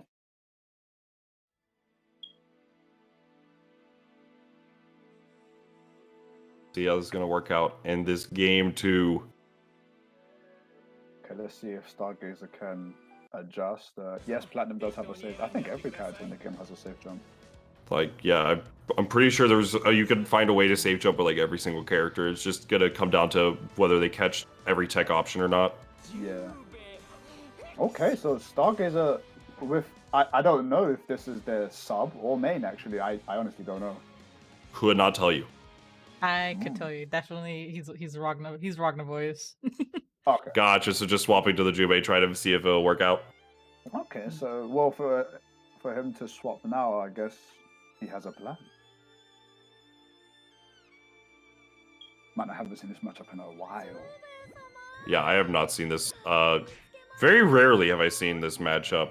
Yeah, it can be very interesting because with the way that Jubei works and the way some of Platinum's weapons work, it's kind of wacky. I'm not gonna lie, but it could be, it's very calculated from both sides though. Yeah, there's a lot to react to between you and. I mean, it makes sense why this matchup is definitely not seen as much. Granted, both characters are pretty underrepresented. Now, gonna be able to get the corner routing, get the item, goes for the meaty 6B, gonna be able to connect. This should be close to death, not death though. I think he dropped it. No, I think in order to kill there, you had to like pop OD. It's definitely gonna be a harder one, but now ducking under the second missile, yeah, counter assault into the frying pan. Hammer trying to run away with the set right now. Yeah, that was definitely yeah. Oh, what is that about? Yeah, one more baseball bat and then super at the end. Oh, gotcha. Dang, that super was a lot of damage. Yeah, it does. Alright, on buffering the bat, yeah, any sort of just pressing it underwards. Yeah, there you go. Nice JA. Yeah, gets the pause, trying to connect. Find another opportunity. JB will hit. Oh, nice. Yeah, that was a little bit goofy, but able to confirm from the situation. Yeah, Jubei's running hitbox. What can I say? Nice back dash from Doom. Rapid counter to get the combo mid screen.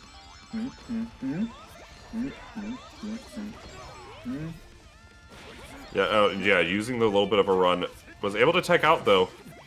Connects J, yeah, just the 5A. Hit that jab and gonna be able to close out the set. Yeah. Hammer will be moving on.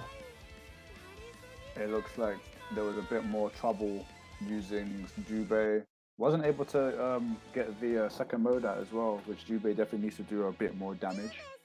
And corner to mid-screen to corner carries as well. Mm-hmm.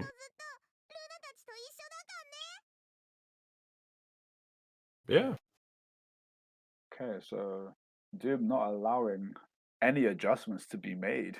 Even bursting, as soon as he was able to get a hit in, Doom just wants to get it over with as quickly as possible. Absolutely. Let's see. Next up, it looks like we will be having Laguna and Solbasa. We have not seen Laguna on the stream just yet, so it'll be interesting to see who they'll be playing against Solbasa, the Jubei we'll be seeing running amok around the bracket. I'm interested to see. That was the one match that went ahead of schedule, so let's see. How much you like? Oh, is it Jubei mirrors? Oh, Laguna plays Jubei, I assume. Oh, okay. Or maybe this is bait. How much you like Jubei mirrors? Psych. Tiger player. For real. I'm That'd be mad definitely funny. interested to see. Like, I'm excited to see anyone play right now. Honestly, everything I'm seeing is a treat. I'm just looking forward to the next match. Could not agree with you more there. Thanks again for tuning into the Vtuber-Only BBCF PC Tournament ran by Chigzama. Lots of good matches so far, and lots of good matches to come. Things have been running pretty smoothly, so looks like things will be pretty timely. Yeah, this is gonna be nice. The last time we did Melty Blood, Sekanto, one of the commentators I had, he made a joke and he's like, "Dang, VTubers are like the best type of fighting game players because they're always on time." True. It's cause they have a schedule. Yeah, exactly. That is true. Look, you literally like VTubers are streamers. Streamers have schedules. You know, you have to actually like have like responsibility and like plan collabs. Like, oh, are you good this day, that day? Like actually plan stuff. Most fighting game players will complain about 10 a.m. pools. Yeah. You had. Yeah, it's true. What was it for Capcom Cup? Just complaining about the LCQ starting at like 10 a.m. because it's too early. You gotta be kidding me. I mean, when there's money on the line, like that's not even that bad. Most of us wake up at like what 7 or 6 a.m. to get to work. I'm about to say, 10 yo, a.m. I'm pools over are here. breakfast. I'm waking up at 4 a.m. for my old job. Yeah. Okay, yeah, sure, guys. You guys- 10 a.m. Exactly. I get to sleep in. Like you guys want money? Exactly. You want money? Wake up! I have to say, you VTubers are definitely setting a good standard in terms of streaming with the schedules and whatnot. Because I'm also very bad. I'm not gonna lie to anyone. Well, you also like just disappear every so often. It's like, hey guys, I'm gonna stream like a couple of days, my and then God. and then it's like a couple months later, you're like, hey guys, back again. Yeah, Don't again, the stream for like Krispy 2 Kreme. weeks, come back, 10-hour stream. Hi guys. Yeah, I'll just see some CF stream. I'm like, oh wait, Zach's streaming? Oh, that's kind of like that's cool. And then like 3 months go by, and I'm like, where's Zach? I'm sorry, guys. Oh goodness, it's all good. But we are So here we have today. Solbasa and Laguna. There's Wait, 2 that's not wrong, Juves though. on the screen. Yeah, this is Laguna versus Sol, which is gonna be Ragna mirrors. Why did I say Ragna? You mixed me up. Laguna. What? Laguna, sorry. Yeah. All right, and this is gonna be a Juve mirrors. A couple of fireballs thrown, diving right into the fireball. You gotta be able to burst, keep the corner, rolls out of it. Oh, 5C star. That's very good. Oh, try to go for the parry. Oh, but the running hurt bugs. J2C is not used much by Jubei for a reason. Here we go. Gonna get the corner route. Absolutely. Ooh. Laguna with the full combo. Oh, empty jump grab. throw. Yo, Laguna flexing. Oh, Ah. reset there. Yeah, unfortunate drop, but it does work out because Solbasa was like, dang, that combo is so good. You got this, and just was not ready to block in the air. All right. Starting off with the hairball. Wow, the second that has a JB. hitbox on it. Whoa. Yeah, I have not seen that. Counter hit confirmed with the double 2B. All right. Okay, into Black Panther. Nice blocks. All right, just gonna get all this pressure going on. Nice. Connects on that JB, able to hit confirm into that. Oh, unfortunate. Went for too much. All right, and again, another JB will connect, bursts out. Laguna wants this round to the California burst. All right. Hey, it ain't over until it's over. Absolutely. And oh my goodness, that could have been it. Nice up back. Oh, sees the button. Yeah, but no reversal option for on the side of Jubei. Nice, just punish with that button. Good patience from Solbasa. Going into the next round with no burst. Burst at 2, may get it back. A little bit Depending on how the match goes, yeah, Laguna should be able to see the burst come back, but it will take it will have to be a longer round for that to happen. Roll catch from the JD. Alright, nice. Gets the pickup. Oh, just a burst, and now, yeah, depending on how this goes, Laguna just needs to bide some time, try to find the opening, but Solbasa is gonna be the first one to find it. Gets the install, sees the drums. Yeah, recognizing I got the same frame data as you. I'm able to press a button. Nicely done. Gets the full Oki and everything. Oh, let's go. All right. OD in the bag. Reset. There we go. And Laguna takes the first game. Yeah, Laguna did not even need the burst like we were talking about. That was a good match. Both of them, knowing that they have the same buttons, like you said, they know what buttons that they can press. Laguna showing a good amount of knowledge there, going for the Okizemi setup as well with the overhead, making Solbasa basically hold that. You can't mash out of that setup. You have to hold it. So that was a very good first game for this set. Yeah, one of the things I do like about that setup that you're talking about, right? Because they go for the fireball, they go for that rising JC. It just does not work on Jubei. It works on. I want to say it works on every other character.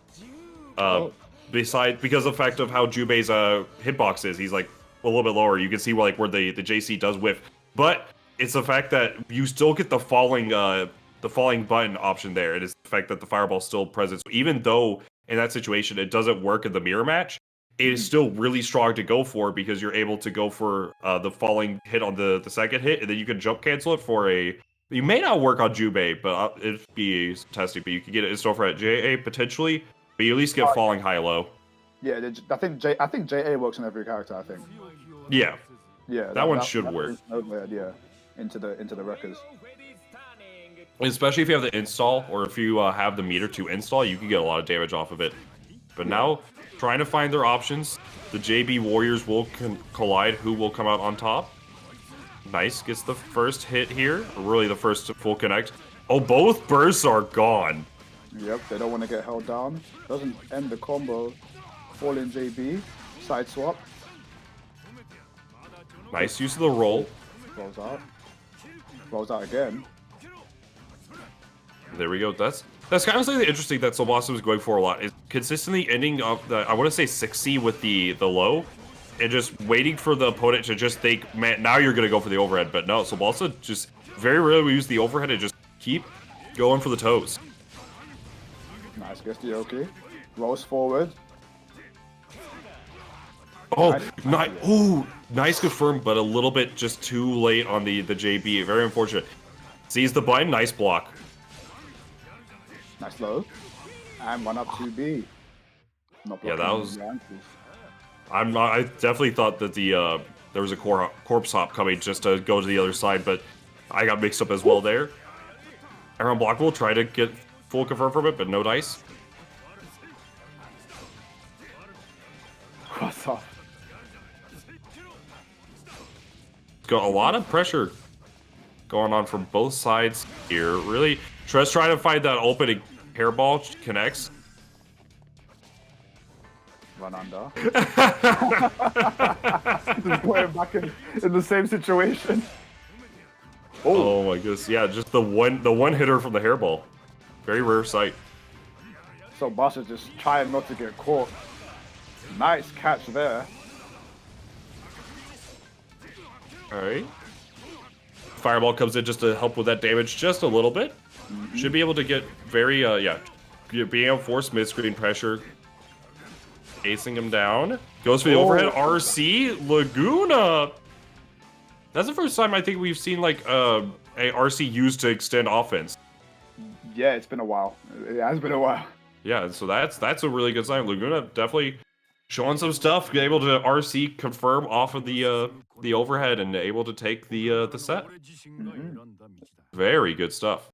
Extending pressure with RC is a very powerful tool. A lot of characters have areas in their pressure where we all know it's going to end, but with a little bit of a rapid cancel, you can extend it in many ways, making the pressure in this game very unique. You can be very creative with your pressure when it comes to different characters.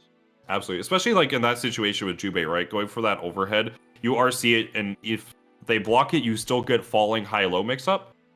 And on a hit, you can just hit confirm it, and then it's boom. There you go. Super. It's super good spot to RC, and Laguna showed us that one. Yep.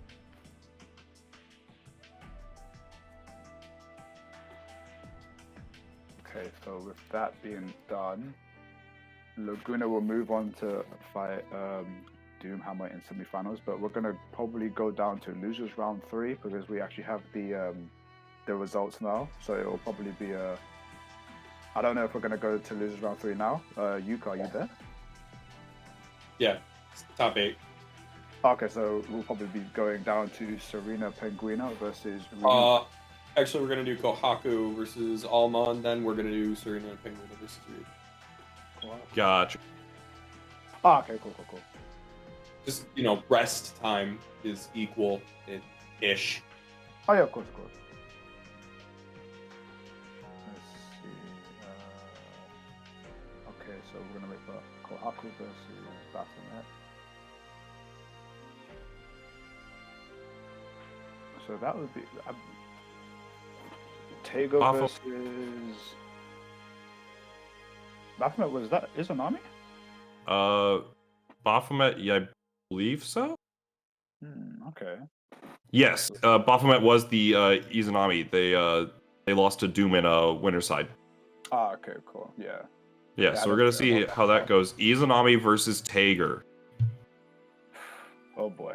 This is gonna be interesting. So again, this does come down to how the tools are really applied, because Izanami versus Tager is gonna be very difficult for Tager to kind of get things started in a lot of cases. Just and a lot of like the mix-up the Izanami could do is really gross off of Tager's just bigger hitbox. But we'll see how that could work out, because like mentioned, Tager very strong in like a beginner's format. You will have, throws, you could ribcage auto blocks, sure, but it can't deal with a Tager buster.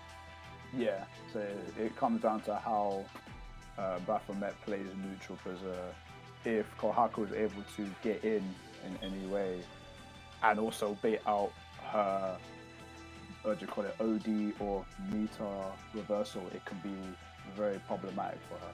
So it's definitely going to come down to if Baphomet can contain Tager, because Kohaku seems to be playing a very slightly passive, not too aggressive. Once in a while goes in for like the safe distance 2Ds and whatnot. Tries to catch them with 6C to try and drag them in. But yeah, a lot we've seen. Ooh, 9 the Phantom. Oh, that's. Here we go. So 9 also a very strong character that is going to be able to, like we were mentioning beforehand with Izanami, right? Still is able to get really strong mix-up off of against Tager, but now it's going to be a case where the neutral for Tager is going to be, I don't know if it's a lot worse, but like a lot of 9's normals are going to be able to beat Spark Bolt, which is like Tager's main way of getting back into the match. So we'll see how that's going to work out between these two here. Yeah, it's quite tedious when 9 is fighting against Tager because And it's picks not unwinnable, but picks one of the best colors for 9. Let's get it. Oh, Right. okay. My goodness. 9's looking Yeah. faster than. Yeah, here we go. Yeah. Baphomet just said no. I'm going in. Gonna be able to find the opening though. Kohaku. Oh no, 9 don't jump. 9 don't jump. 9 teleports. Yeah. Oh goodness. The whiff. Oh my goodness. That was a very good whiff there. Oh yeah. Blocks the overhead. Able to confirm from it. Gonna be able to get the damage buff. Too far. Kunzite, hard to react to. Why does 9 look so fast today? Oh. Oh my goodness, the war of the projectiles and God Hand to come down, Jeez. smite the no-tech. Don't even let him get up, my goodness. That was insane, but now able to get... Oh, the side swap too? Yo, bars? Clean. Navy pressure, yeah. That, it can be such an annoying thing for Tigger to deal with at times, realizing that the beast sledge is going to be a good armored option, recognizing it's a, like, Oh weak to my lows. goodness. Yo, this is This... like, if Tager can't handle lows, I got you. Yeah, this is difficult for Kohaku to say the least. Like, nice jump! Nice bait there. On the Oh my Pixie God, coming in clutch. No. Super. Able to cash out the Kunzite, but just barely enough life. Able to see the air. Try to go for the air throw. I respect that. That was cheeky. It's like, okay, I got this round in the bag. Let me walk forward. But that's respectable. Man, that character swap. That's a good character swap. Alma knows what they know what they're doing. They're like, oh, neutral? Okay. Nothing but neutral. This is definitely a difficult matchup for Kohaku to try to overcome.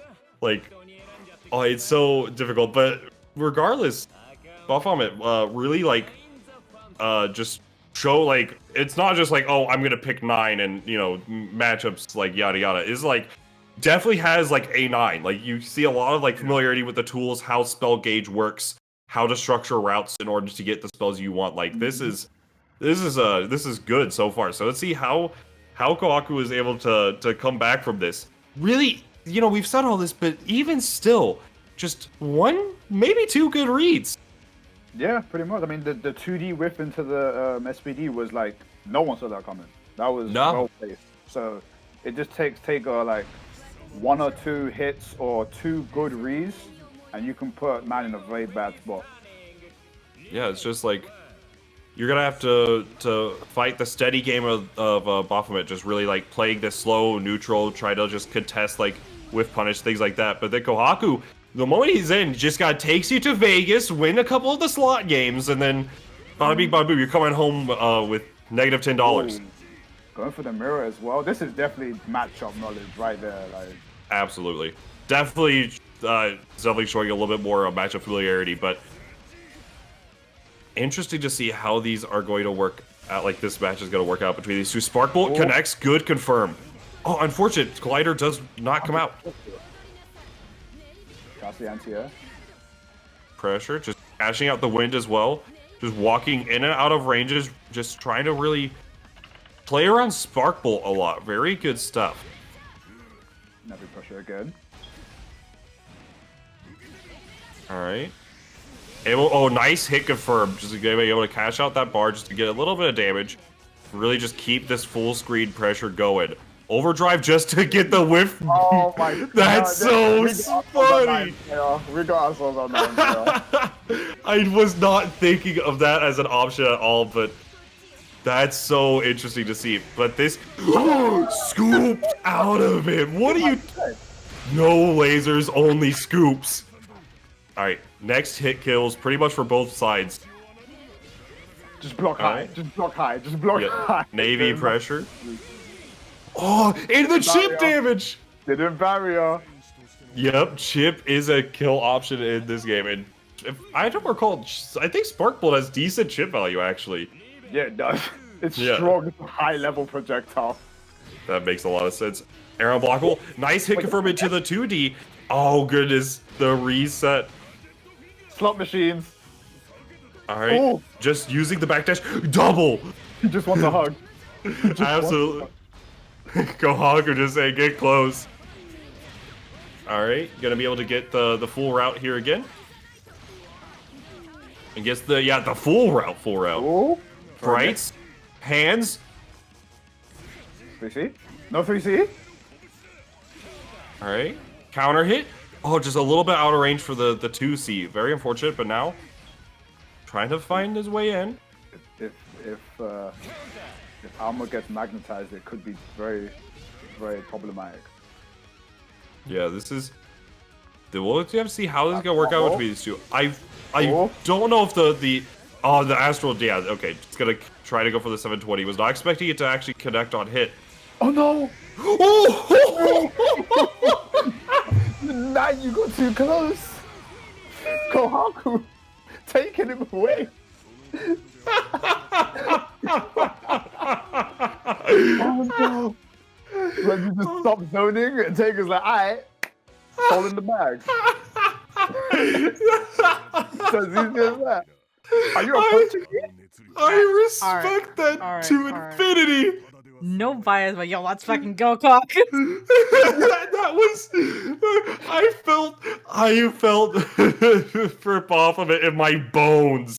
Because off of that stance, Stinger could go for an armored follow-up. And it's so... Baphomet like, look, you can rock it. I'm just going to punish it. I'm walking backwards and get scooped for it. My goodness. Oh my goodness. That's so funny. Insta character picks. We're going in. Game 3 going to be a slobber knocker. I don't think Alma like that. No! This man put his hands on me? Nah, okay. I'm going back in. Oh my goodness.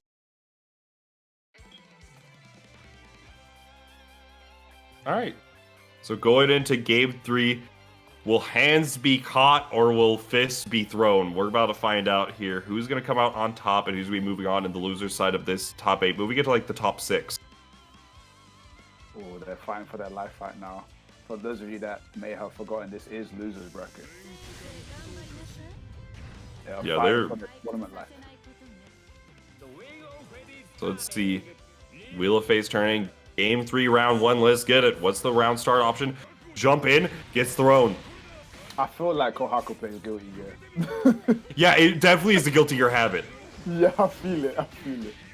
At least played the Stripe beta for sure, but oh, nice catch on the roll. Now, Baphomet tried. Oh, the overdrive to see what was going on there. He's gonna whiff a couple. Well, whiffed only one spell. Nice throw tech. Just jumping in, trying to get Kohaku to go for an anti-air, but Kohaku's saying, nah, my anti-air is a throw. All right. Get some pressure. Yeah. Right now, getting a bit too close to the sun. Yeah, we're gonna see. This is where demise was met last time. 5D, the magnetism add a lot of value right now. Spark Bolt, yeah, that's at full value, I want to say. Or nice jump out though. Jumps out the corner. Navi pressure with Fairy mix up. Gonna be able to get pressure start. Kunzite, nice recognizing that's double hitting overhead. Gonna get the full pickup here. Oh, the Crimson Raider just outside of range. Ooh. Try to call out the Mark Bolt attempt. Waiting for it. Wait, hold. Hold diamond hands. The Spark Bolt going to the moon. One good spot. Connects! Yep, okay, forces the burst out of Alma. 6A. Oh, Nope. counter hit, but no confirm. Blocks the super. RC, yeah, recognizing. Try to go for a throw. I respect that for Kohaku so often. Not dead. Death. That's a classic as well. People roll back and then the Navi pressure hits. That's been happening for ages. Yeah, absolutely. Yeah, everyone's been hit by that once. All with Now- them times, actually. Down to the wire here. Can Kohaku get one on the board real quick? Fatal counter, but no full follow-up from it, just of the way it hit. Now, Yeah, just able to just really try to force this slow game out. Nice confirm. Oh, it was a little bit too far from the loops. Recognized it. Instead, just goes for the 2D throw. Nice. Nice. Are you jumping? All right, what's next? Grounded. Nice, just using the backdash. The backdash is a very safe option to go against this the style of reset Kohaku's been going for. Oh. And another throw. Calling out the blocks. Whoa. Kohaku tying up, set point for both players. Down to the wire. Alma about to get her burst back. Mirror. Sparkbot is definitely the game changer in this matchup so far. No, absolutely. You have to, like, Kohaku just saving that spark bolt and trying to find any of these opportunities. The throw, yeah. What's the burst? Okay, Alma keeping the burst. Oh, the counter hit. Oh, it's just barely out of range, and now gonna be able to get the full follow-up. Yeah, gets everything going here. Counter hit on the defensive throw. Super just too far out of range. Nice counter hit. Gets the full confirm here, but the burst. Okay, Kohaku has Spark Bolt. All right. Corners himself. Alma needs to find a way out. Nice use of the Navy pressure. At full screen, you gotta block high against 9. She has no loads from full screen. Oh, the whiff! Oh, does this kill? Wait, Zach, does this kill? Yes, please. Oh, Almost. Now, again, next. she did. This is, John Bovey living on a prayer. Trying to get some chip damage, but the Spark Bolt is a raw punish. Tries to OD through it, but a little bit too late. 9 going in. Goodness. Jump, tries to get the air throw towards the Pixie, but who can 5D? Oh my goodness. Kohaku bringing it back. That was a good comeback from Kohaku. Very entertaining set between those two. Good stuff. The adjustments made by Kohaku was clean, because you can tell that Kohaku was just saying, "Oh, this player likes to approach me. I don't really need to play neutral if you're approaching me like that. So I'll just keep on trying to get my Spark Bolt in case of emergency, and then when you come in, I'll try and see what I could do as my next plan." So that was well played from Kohaku and Alma as well. Alma picking 9 was definitely a game changer. I think that was a perfect pick for that matchup as well. Yeah, like Alma definitely played all the matchup and had a lot of like interesting ideas and a lot of like ways that really worked out, but was not able and that's what we kind of talked about before, right? Regardless of how like match would go or how this or that, right? You're still fighting a grappler. If they get the read, like after a restand, what do you do? Do you like to go for do you like to jump? I'm gonna air throw you. Do you like to stay still? You blocking? Gonna throw you there. Like, what are your options? And then we just saw where Kohaku kind of just was able to force more defensive situations against Alma, able to just adjust and then like read Alma like a book. But Alma still played the neutral very well, had a lot of like good ideas, like using that overdrive in a very creative way to kind of get these stocks going to make sure hey, you know what, like if you want to stay full screen, I'll stay full screen too, and I'm gonna get some projectiles going, some wind gauge going. Like, it was very interesting to see, and just recognizing, hey, Kohaku's not necessarily going for more anti-airs. I'm going to just get free jump-ins if I do approach. Yeah. Okay, so I'm going to do a quick little update on how we're running the rest of the bracket. What we're going to do is we're going to do the rest of losers up until we get to losers finals, because we kind of need to do winners finals before that. Mm-hmm. And then we're going to take a short break because Chick needs to do something. I don't know. Didn't tell me that. Then we will run winners finals, losers finals, and grand finals in that order. Okay. Absolutely. To do it in that order. So we're gonna have a couple more losers matches coming right at you. It looks like we will be having Sarina Penguina versus Ryuk. So this will be interesting. So, the Green Penguina we saw earlier was the S player, Day 2S. So, interesting to see how the adaptation will be made against Ryuk, who will be playing Naoto Kuragane. Mm-hmm. So this is a bit interesting. So it's pretty dangerous. because as we already know, S has very good buttons, but Naoto he also has very good buttons. And to top that off is his D drive, which is very scary. So if it's used in the right place, it could be very scary for S if she extends her box quite a bit. And Ryuk definitely was trying to use 6D and fully charged 5D in neutral. So you have to be very careful playing neutral around Ryuk, otherwise you may take like, you know, a small 4K minimum possibly. So yeah, there's a lot of options that Ryuk was going for that was like very like you mentioned, like full charge 6D, charging up 5D, like options that are very slow on startup and like very reactable. You cannot play around them, but if you do get hit, you explode. Yeah. So it's really going to come down to how the two kind of navigate that neutral. How will Sarina really adjust and try to call out these habits in this loser's side top 8 match. I'm looking forward to seeing these two players. They definitely did catch my eye, and I'm looking forward to seeing like who comes out on top. This is it's going to be very interesting. I'm excited to see what's going to happen in this matchup. Likewise.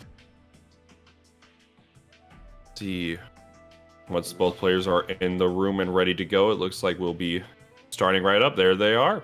Okay, so you guys can start whenever you are ready. Let's see. Yeah, I'm just really interested to see how Sarina is going to kind of approach the style of Naoto that we saw from Ryuk or Ryuk. I'm not entirely sure. Yeah, you're right. It's Ryuk. Oh, perfect. You ever watch Death Note? Yes, but I don't know if is that how they spell it in Death Note? Yes. Oh, well, yeah, I never.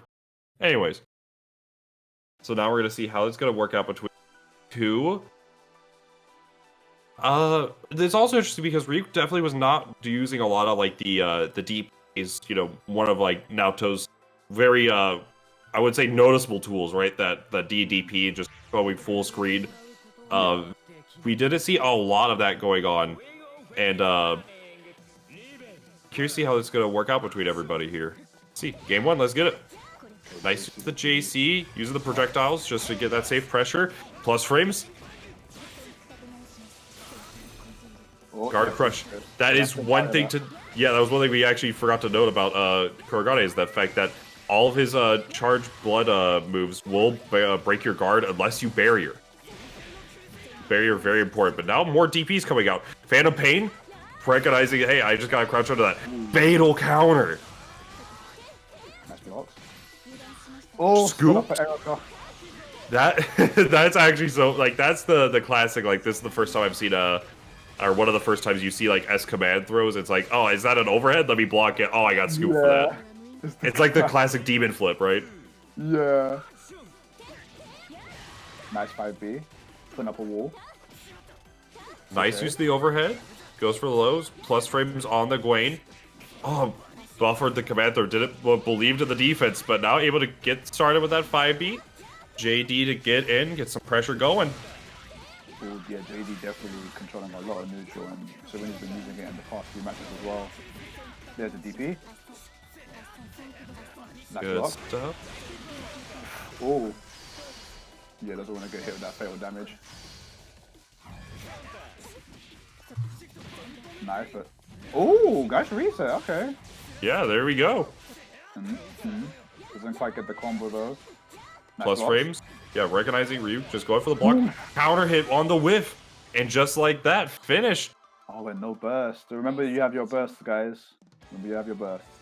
Yeah, burst definitely is could put you in like a next touch situation, just get you out of like, you know, you're gonna be low life, but it still will potentially save you for the time being. Now we'll see. So Sarina definitely played that like around a lot of what Ryuk was doing, and just a lot of adjustments. But I'm curious to see if we're gonna see more disrespect to Sarina's pressure. Right? We've seen like a lot of DPs like in situations where like, you know, minus frames or things like that, like try to just steal a turn back or try to like from what should we call it? Wake up. But in terms like against Gwaine, for example, Gwaine is plus on block, but definitely get a DP out. and try to Yeah. really like just steal a turn back off of Sarina's plus frame. So I'm curious to see if we're gonna see that, or if Sarina's gonna expect that and just bait out a DP and then, you know, punishment city, right? Yeah, it's true. Yeah, they could always just switch up once you start adapting to the situation. I don't even know because I haven't seen any of them the overheads being IB'd yet, because I believe that it does make it a little bit easier to handle if you IB the Gwains, both normal and charged. Because normal is punishable without IB, but the other one you have to IB it to combat against it. Nice way. Yeah, definitely a lot of defensive options that can be added into like your arsenal to make certain situations or matchups good. Nice air DP, able to connect. Ooh, gets the full route as well. Oh, unfortunate forward roll. Yeah, Ryuk going in hard right now. Oh, nice. Stand there, wake up, grab. Yeah, that's definitely the... If the player likes to block a lot, that's definitely throws are a good way to open them up and make sure that they're reacting to your offense rather than just solely blocking. Nice overhead, though, just barely in range. Catches the roll as well. Oh, nice punish, but Ryuk bursting out. Nice confirm. Blue beat, but still nice confirm. Oh, counter hit. Now, yeah, just using the burst, recognizing Phantom Pain through the, or Sway rather, through the projectiles. Oh, Calling out the jump. I think 60 would be very good against Sarina right now. Oh, Oh, yeah, air throw as well. took that one quite convincingly as well.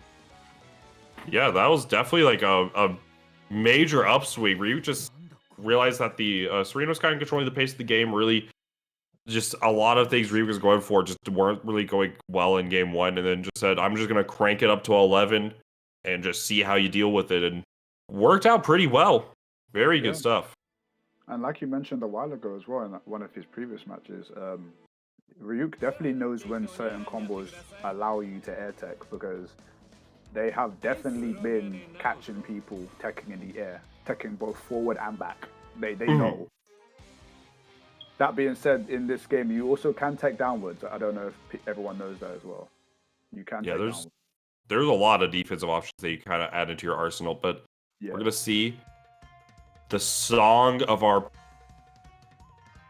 in the strength in this song. We're going to see if this is what Sarina Penguina needed to overcome Ryuk, or if this is going to just power up the Ryuk. Okay, let's see. All right, game 3, round 1. Let's get it. Side top 8. Who will be moving on to our top 6? Who will be heading home? Early burst again from Sarina. Whoa. Yeah, air unblockable. Oh yeah, another situation of air unblockable. Nice use of the overhead, finding that opening. Ryuk, just the pressure coming out. That's safe. Yep. Gets the combo as well. Oh, unfortunately, was not able to get the range or the charge on us. Just has to back off, try to play this like. Oh what a catch! Divine Masher. That was through the JD and 2 projectiles. Yeah, that was a good reaction. That was a really, really good reaction. All right, and now Ryuk on set point here, but Sarina definitely not out of it just yet. Oh, nice use of the overhead. That definitely has been opening up Sarina. Oh, that nice. That would have worked. Here we go. Just try to get something started. Sarina gets it. Nice. Unfortunately, a little bit too low to the ground to get the Oki, but Yes, finding that opening. Nice JD, like you said. Yeah, Sarina's usage of JDs have been on point through this tournament. I really like the option there for Ryuk, just saying, look, you counter my DP once, I'm going to do it again. Okay, save the best for the last round. Yeah, and now this is going on to set point. Will it be the impressive offense of Ryuk, or will it be the slower neutral game of Sarina, the callouts? Or find out. JD, unfortunate, drops the combo. All right, nice use of the JC. Gonna be able to get the corner here pretty much. Calls out the roll. burst the DP. Really just wants to keep momentum on her side. Oh, the JDs! My goodness. Nice use of the jump out, recognizing that is a spot that you can jump out against core guidance pressure. Has to burst it. Now down to the wire for these two. Next hit will kill. Has to RC there. Ah, and the toes. Oh, the toes. Sarina just kept him out for the entire segment of that match. Just couldn't go forward. JD was there, projectiles were there, normals were there. No way to enter. Well played. Yeah, just say Sarina Sagrita with the Arctic walls, just putting an iceberg in between them and just really showing that the neutral is super important, that calling out the wake up DP options and things like that definitely worked. Really good stuff. And just like that, moving on into our top 6, we'll be playing against Stargazer. Matchup we have not seen yet. Actually, both players were on the other sides of the bracket, so that will be... I'm actually really excited to see that, but I do believe we will be going to Solbasa versus Kohaku. I'm excited. This is getting good. Things are heating up. Look, I'm a Kohaku fan at this point. Like, the Taker's super... Yeah. I love watching Kohaku. You know what? I like the Kohaku special, the 2D whip into the 360. I'm loving Yes! that. Consistent. I love it. But Solbasa, I really like the way he's been they've been approaching the neutral option. So I'm really curious to see how it's going to go between these two. Yeah, definitely. Because you already know that Solbasa definitely wants that run back against Laguna. So let's between them how it will play out. Just need to get both players in the room. In the meantime, thank you all so much for tuning into the Vtuber-Only BBCF PC Tournament. Very entertaining matches so far, and we will be having a few more coming up. Mm-hmm. So you're staying hydrated and whatnot. Okay, let's see. Okay, we're just waiting for these players to jump in.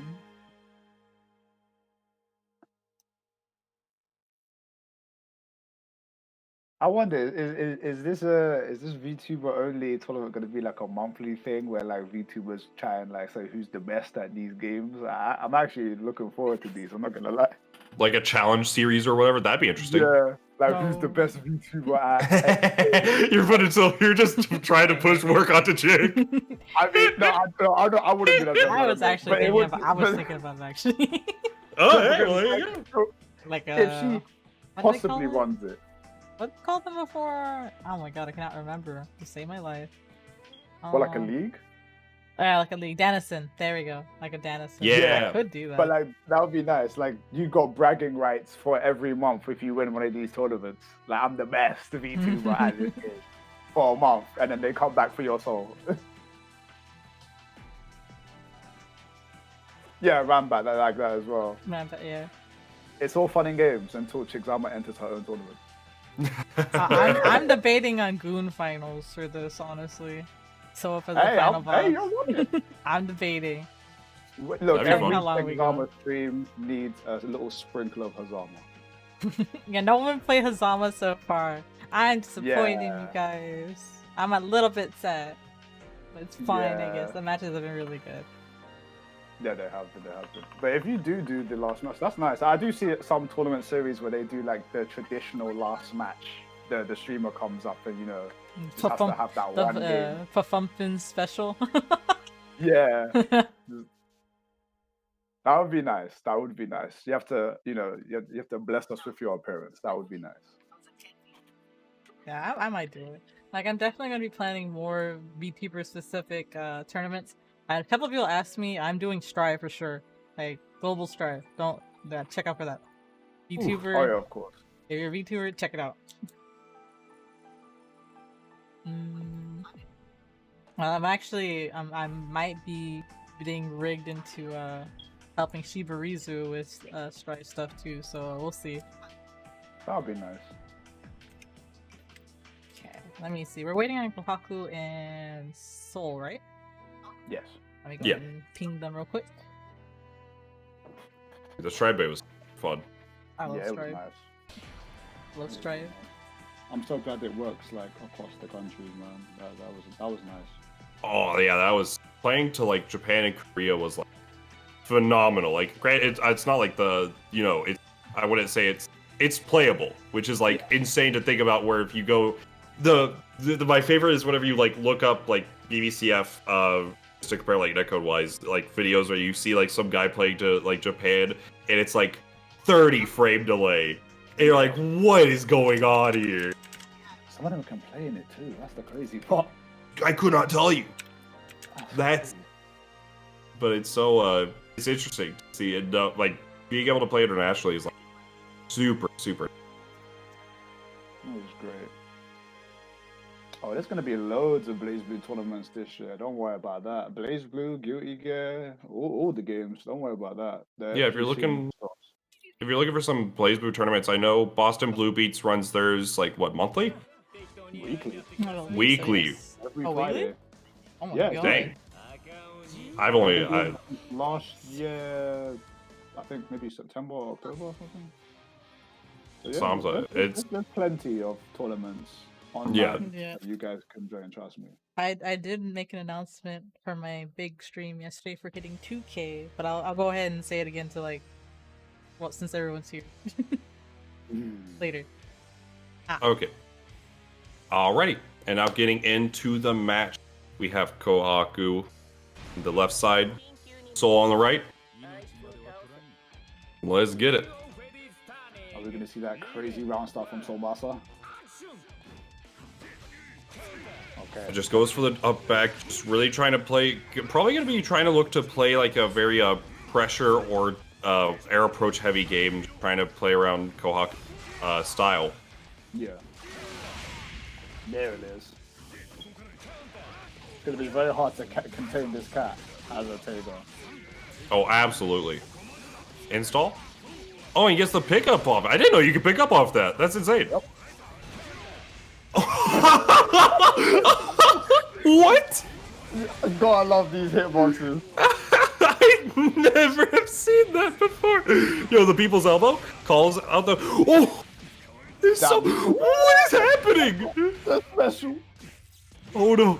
Jump. Oh, the 3C calls out the jump out. No, they're both blocking.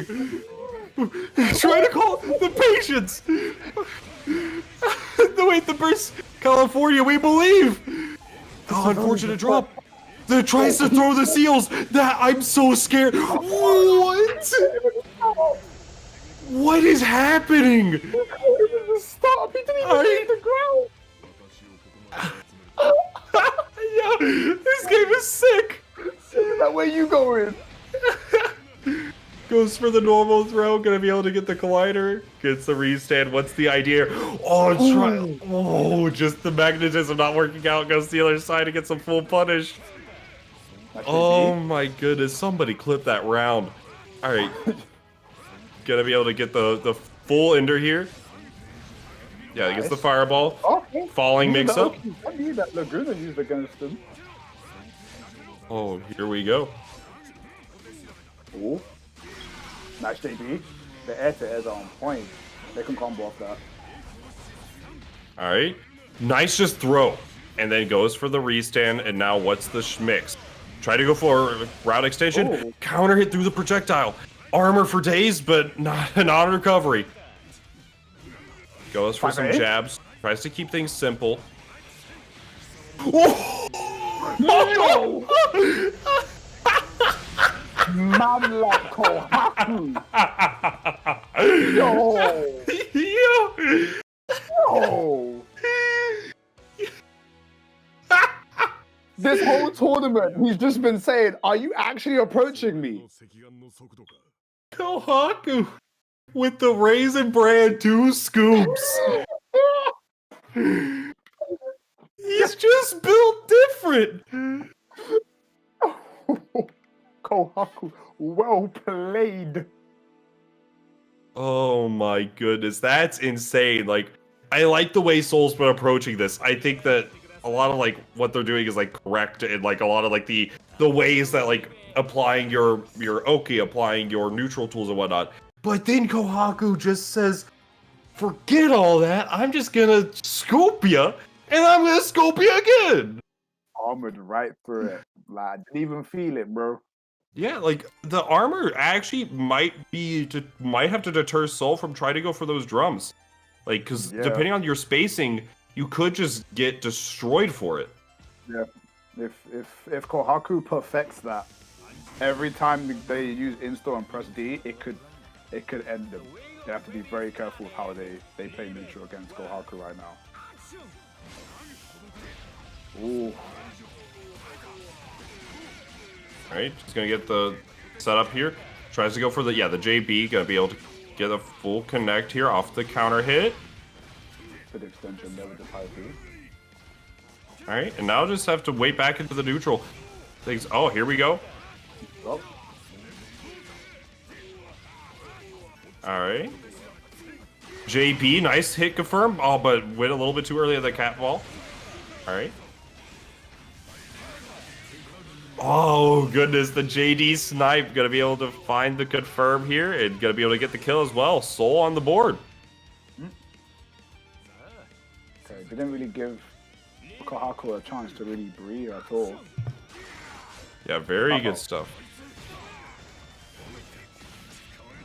Alright, oh, the patent. The Kohaku special. I tried to go read the jump out, but ended up going for the EA. Gets active flow for this. Gonna be a 10% damage increase and gonna be able to get that overdrive back.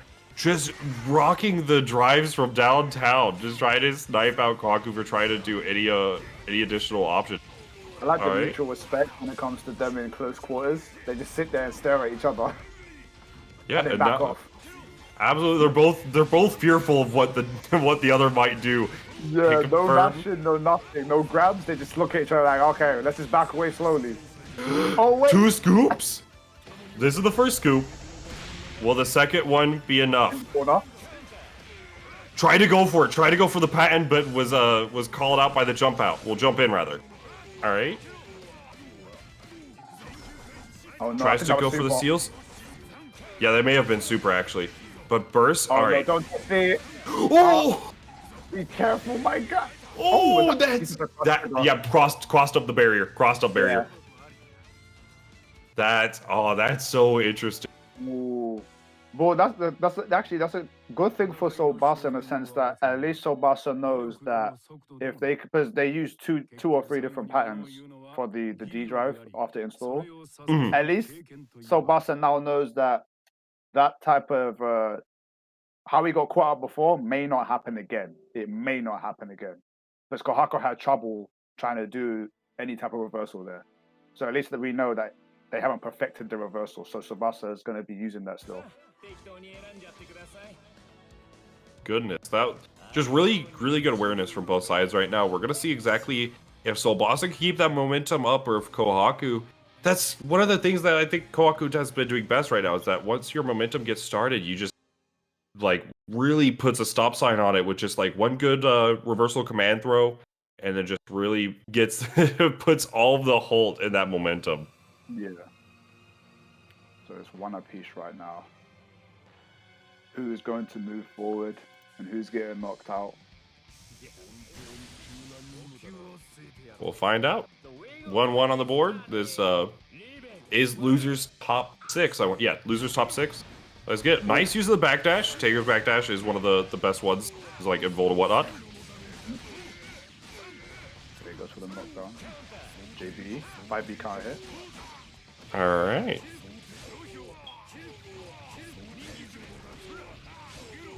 And yeah, just gonna be able to get the knockdown here.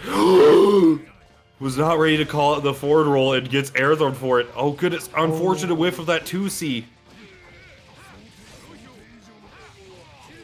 Solbasa just running a clinic in the corner right now. Not catching the rollout, and combo. There we go. So Solbasa on set point right now. Alright. Solbasa trying to get in things quick, but this throw counter could be what he was looking for. Unfortunate, was not able to get the special cast off of the 2C. No. Really having some trouble with the DP motion, but now gonna be able to find it here. pressure going. Goes for the low once more. Trying to get any sort of magnetism going. Kohaku struggling to find this opening, but as I say that, finds it a way in. First, Solbasa wants to end it this round. That may be a deterrent. There it is, the Atomic Collider with the reset. Just the combo instead. Oh, I could just map it out. Yeah, and just like that, now finding a way in. Solbasa has all the offense in the world to start right now, but does have to be careful because you could just get jabbed. Yep, 5A. All right. Both ones set. Oh, oh, that's big. Oh my goodness. 40% of your life.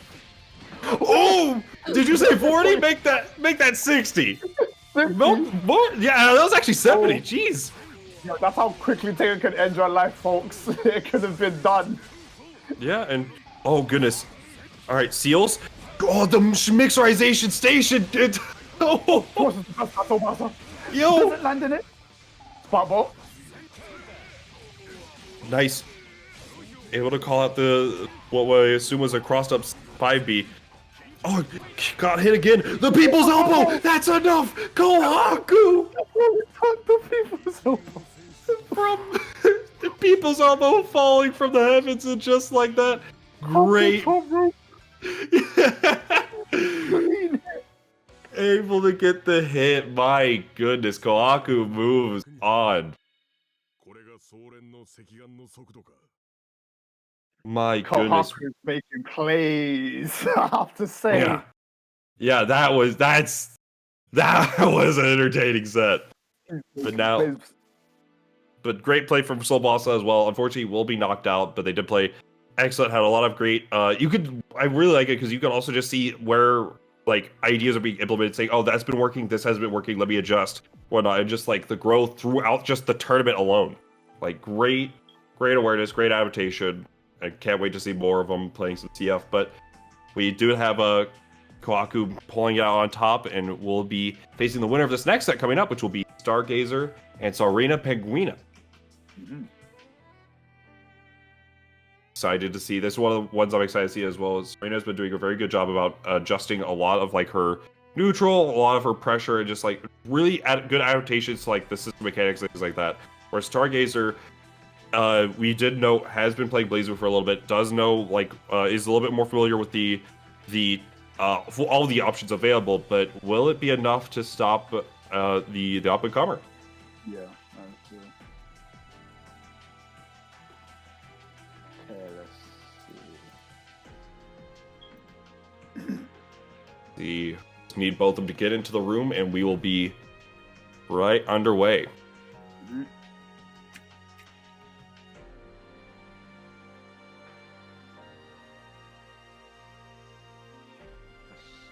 Stargazer was the Ragnar player, correct? Yes, Stargazer is the Ragnar. Okay, cool. Yeah, I think this is going to be a good match. Definitely. Yeah, this is actually a very it's one of the matchups I think we see more often than not, S versus Ragnar, but it's definitely a matchup that is very dynamic in how it's played. Definitely. Like both characters, very strong neutral tools, Ragnar JC, grounded 5B, S with her 6B, JB, things like that. A lot of tools between the two that are all really neutral based. Both have obviously like strong Oki and things like that, good pressure options, but it's really coming down to like I want to say it's like an evenish matchup, and it's just going to come down to how they adjust to each other's pressure style and how the neutral gets played. Very, very interesting to see how this all plays out. Yeah, so much can happen. Like, yeah, with the way that they work, it could literally so much can happen.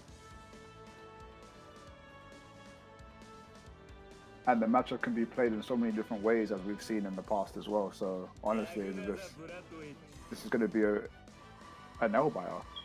Yeah, I'm excited to see this one. And what's the song of choice for this? Going for Black Onslaught. Immediately going for the power. I like that. I can respect it. Realizing that just right off the bat has to go full throttle and get all the power going. immediately. All right. So let's see. Between these two, who's going to come out on top? This is going to be losers top 6 moving on. Winner of this will move on to fight Kohaku the Tiger and solidify our top 4.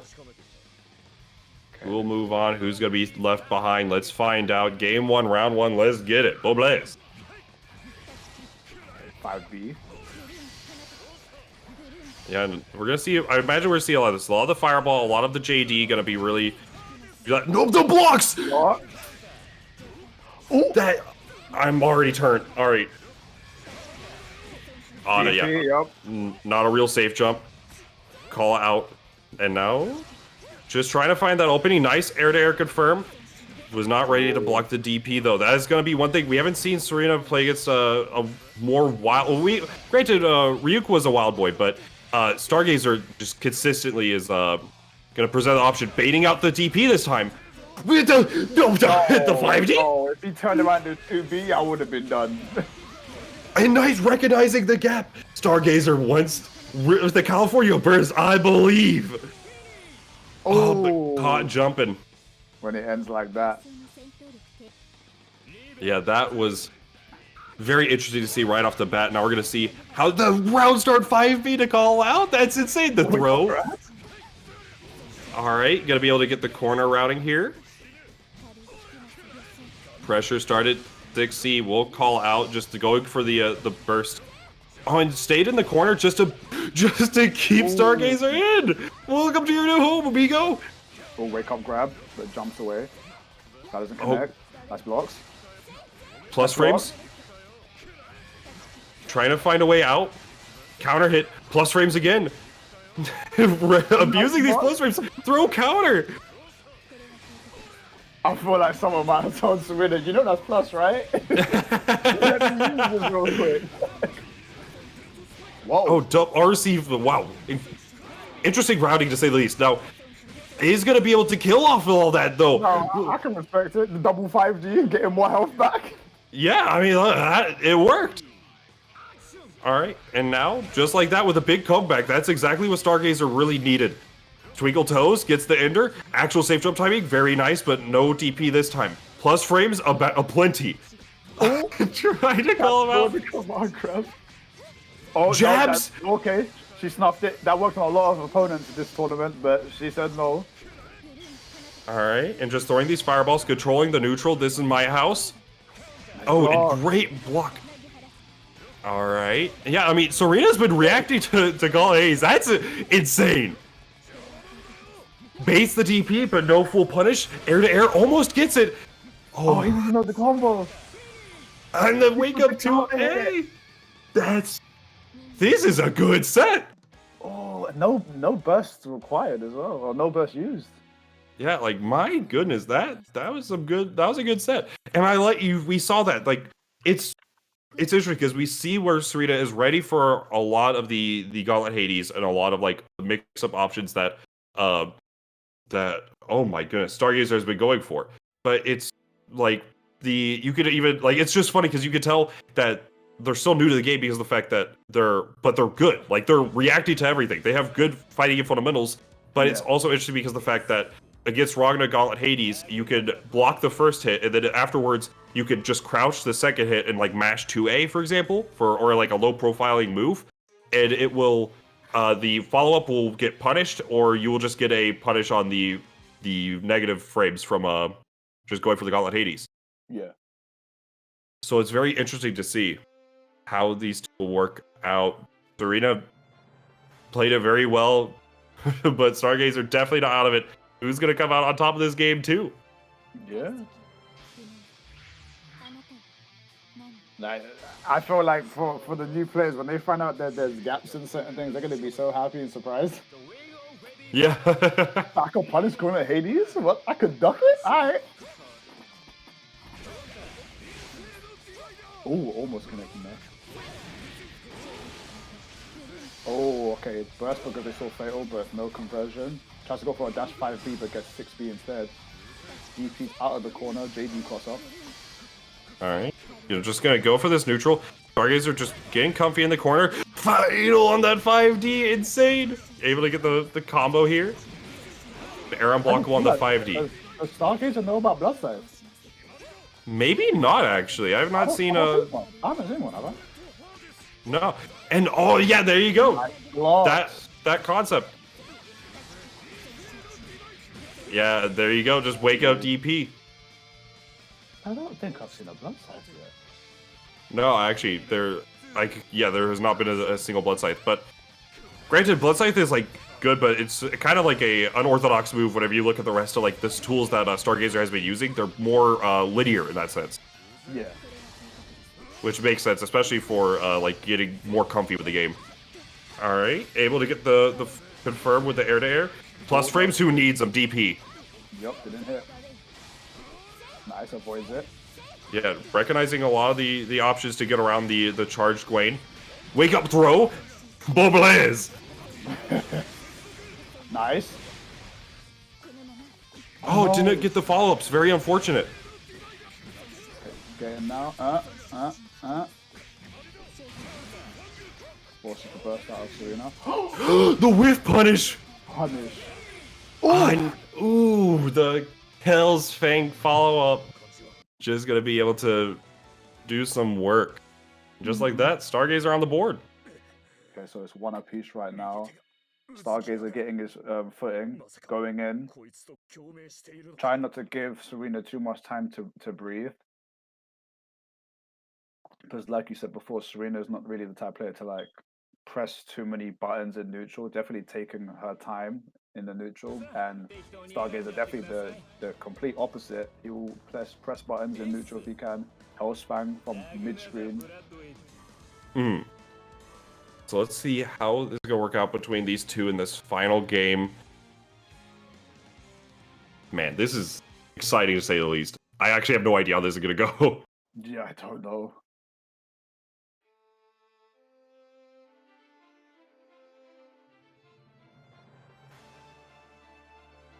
Okay, let's see. I'm just glad to see some Ragnar, I'm not gonna lie. Ragnar is like, I don't want to say he's like unpopular, but like it's more so like the tournament scene or stuff that we're probably more used to. Definitely is like a more underrepresented character. Yeah, like he's actually a loved character, but you just don't see too much. The Ragnar players tend to be busy most of the time. Yeah. Whoa. Oh, counter hit. Just got to be able to get the punish on that DP. Try to go for wake up throw again. Sarina just going for the mixerization, but not biting Stargazer. Yo, IBs? Nice. Oh, Nightmare Edge. I didn't know the combo. Oh, very unfortunate. You are able to combo off that for counter hit, I want to say, right? Yeah, he's gotten it 3 or 4 times. That's a good combo. It's a decent combo style. Yeah. Just like that, though. Now, oh, nice use of that JC. Just caught the air backdash. Able to get the falling punish. And no Cali burst. Yeah, just holding the burst. Diamond hands. But Sarina on the board. And that's something we've seen. Like, again, like, Sarina is very newer to the game. So, like, not sure where to, like, spin the meter and things like that. But still just winning a lot of these rounds and a lot of these games just off the fundamentals. And that's all you need. Yeah, it's just doing... Oh, it hurts my soul. Every time I see that car hit. It's definitely... I want to say it's not really commonly known, though. Like, I mean, outside, if you know, like, if you, like, go through, like, some of the resources and things like that, you will find it where it is, but, like, it's not really shown to you in, like, the tutorials or, like, the Yeah, it's not. Yeah, it's, like, a very situational one as well. But now, Sarina, with the adaptation, may just be able to close it out right here, right now. She does! Takes it over Stargazer 2-1 and moves on to solidify our top 4. Well played by both players. Stargazer did very well in this tournament. Definitely so much potential waiting. I hope to see Stargazer again, definitely. And Sarina's the mid neutral game was very well played. Very well played. Yeah, that was like, yeah, Stargazer played that very well. Definitely, you can see a lot of like the habits that really got him here also did cost him. You know, the wake up DPs, wake up throw, like a lot of these more wild options. But at the same time, they got you there for a reason. Like if your opponent isn't really ready for it, then it could really show. But Sarina, with the adaptation, just able to overcome the wildness that was Stargazer, and then able to really just control the neutral from there and really just show that even like you can have your combos, you can have your like, you know, wake up options, timings down, things like that, but the fundamentals are where it is at. Yeah, definitely.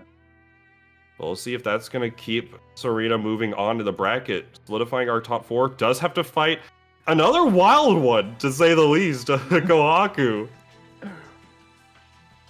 I'm torn. I'm actually now I'm big fans of these players for 2 entirely different reasons.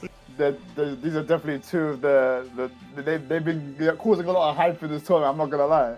Yeah, it's I want to say it's like the yin and the yang, like the solid like fundamental player who's like really like just trying to win things off of like strong neutral game and like adaptation, and then Kohaku who's just a lot like, I mean, obviously adapting and just adjusting the way they're approaching the match as well, but they're just saying, you know what, 720, let me take a chunk of that life bar. I'm looking forward to this. This is gonna be good. I'm excited to say the least. Oh my goodness. I hope you guys are enjoying this as much as we are. Yeah, no, this has been a blast. Oh my goodness. Definitely shout out to everyone that made it possible. Everyone made it possible, and also shout outs to everybody for participating. Like, especially for, I don't know exactly if everybody's been streaming their runs or if it's like whatnot, but definitely go and support them if you ever see them streaming, or just go to their, if you see them talking in the chat, or just go to their Twitch channels, give it a follow. Like, it's definitely free, and it just helps everybody out. So just make sure to drop everybody here a follow. I do believe Sarina is also streaming her perspective as well. So. Oh yeah, she already changed the title of the stream in top 8 clean. You'll have to see it. So just waiting for Sarina. I want to say Sarina to get into the lobby, and we will be good to go. Kohaku waiting to throw some SPDs. Ooh. This one's definitely going to be, in my opinion, very difficult, because a lot of the people that have faced Kohaku have attempted to, or have, you know, gone too close to the sun. But with the way that Sarina plays, if she feels comfortable, she will stay at that mid or long range, because there's no reason for her to put her life at risk.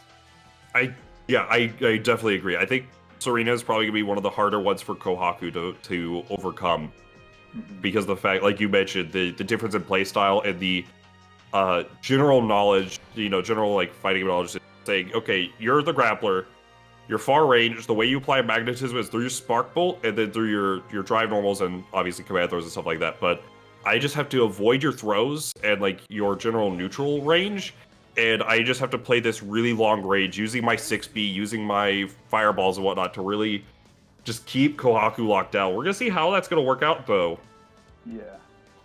Because it's also in the inverse, this could be a really hard time for Sarina, because the moment Kohaku does like land that throw, and it, because the fact that Sarina has been blocking a lot, it could be just the mixerization station could be going full force, or if it could be like, it's gonna come down to a lot of who's gonna win, this very solid adaptable neutral playstyle, or the casino night zone coming in clutch and with the luck build.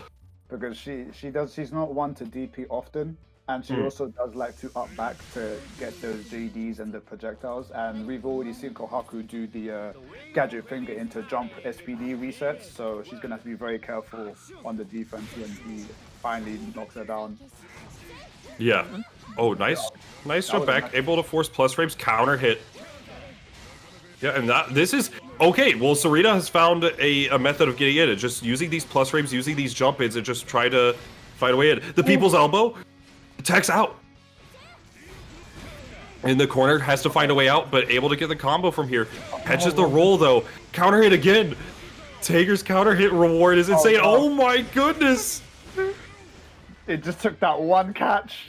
Yeah. Put in the corner once. Exactly, that's the power of Tager, is like the moment you get caught, it can be very difficult for somebody to get out. Yup. All right, nice use the throw this time. No. A throw for a throw. Gadget finger and okay, she DP'd. Yeah, she has to show it at some point, right? Yeah, she has to. She has to. You can't always play as honest and clean as possible. Sometimes you gotta be disrespectful. Always. Absolutely. All right. Now has to plus frames calls out again, and now we're able to get the full routing. Absolutely. So right on the board. Round 3 in this game 1. And I mean, right now we've just seen both philosophies kind of go into play, and how they're interacting is really going to come down to who comes out on top of this set. Ooh, I love that route. All right, figuring out the way to get it. That range, that hit, folks. That's the button.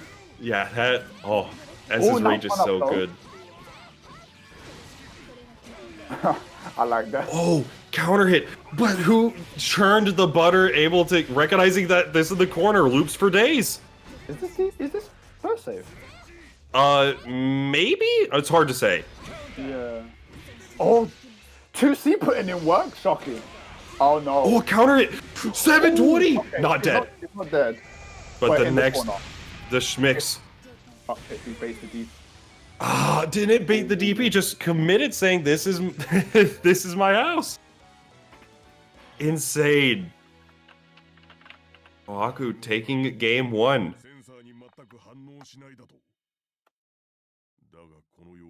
Interesting to see nonetheless. I'm curious on what the adaptation is. Yes, that is true.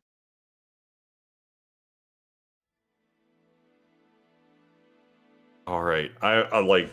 I don't know what to say. That was just, it's a lot. It's the neutral versus the throws. Like how, if calling out the plus frames that Sarina has kind of grown attached to with that charged weight, and then just say, hey, you're gonna go for it? Okay, let me give you a hug. Yeah, it's true. And Three- I do like how the rounds played out each of their, you know, their styles of play. Like we had that one round where Kohaku showed us, you know, his way and style to win, and then Sarina did the same thing in the next round, and in the third round it was like, okay, we need to sort this out. Who's taking this? Very interested to see how this is gonna play out in the long run. 2 scoops is all you need. We're gonna see if how the adaptation is gonna go for Sarina to try to get back, and will get on the board rather. Calling out wedge catapult, definitely a good start. All right. Air throw. Oh, And catches the roll. That's kind of another thing that's happened a bit with Sarina, is that her tech options have been like it's very interesting because she doesn't really stick to one. She's mixing them up in a lot of situations where it's very, I want to say, unorthodox, but Yeah. not like necessarily in a bad way. But it's more so just like you're like, oh geez, I wasn't expecting you to roll there, because it's like, oh why would you roll against Taker in this spot? It's very interesting to see. Yeah, she's keeping him guessing. Also, I don't think I've seen Sarina use a super. No, like I was saying earlier, she has not used any meter. Yeah, maybe a rapid. Maybe I think maybe one rapid this tournament. Yeah. And that's what I was saying. It's all about the fundies with Sarina. Does not know where to spin the super per se, or like where to commit that meter. But instead, all you need is these JDs and some JCs. Uh-oh. This is abuse. My goodness.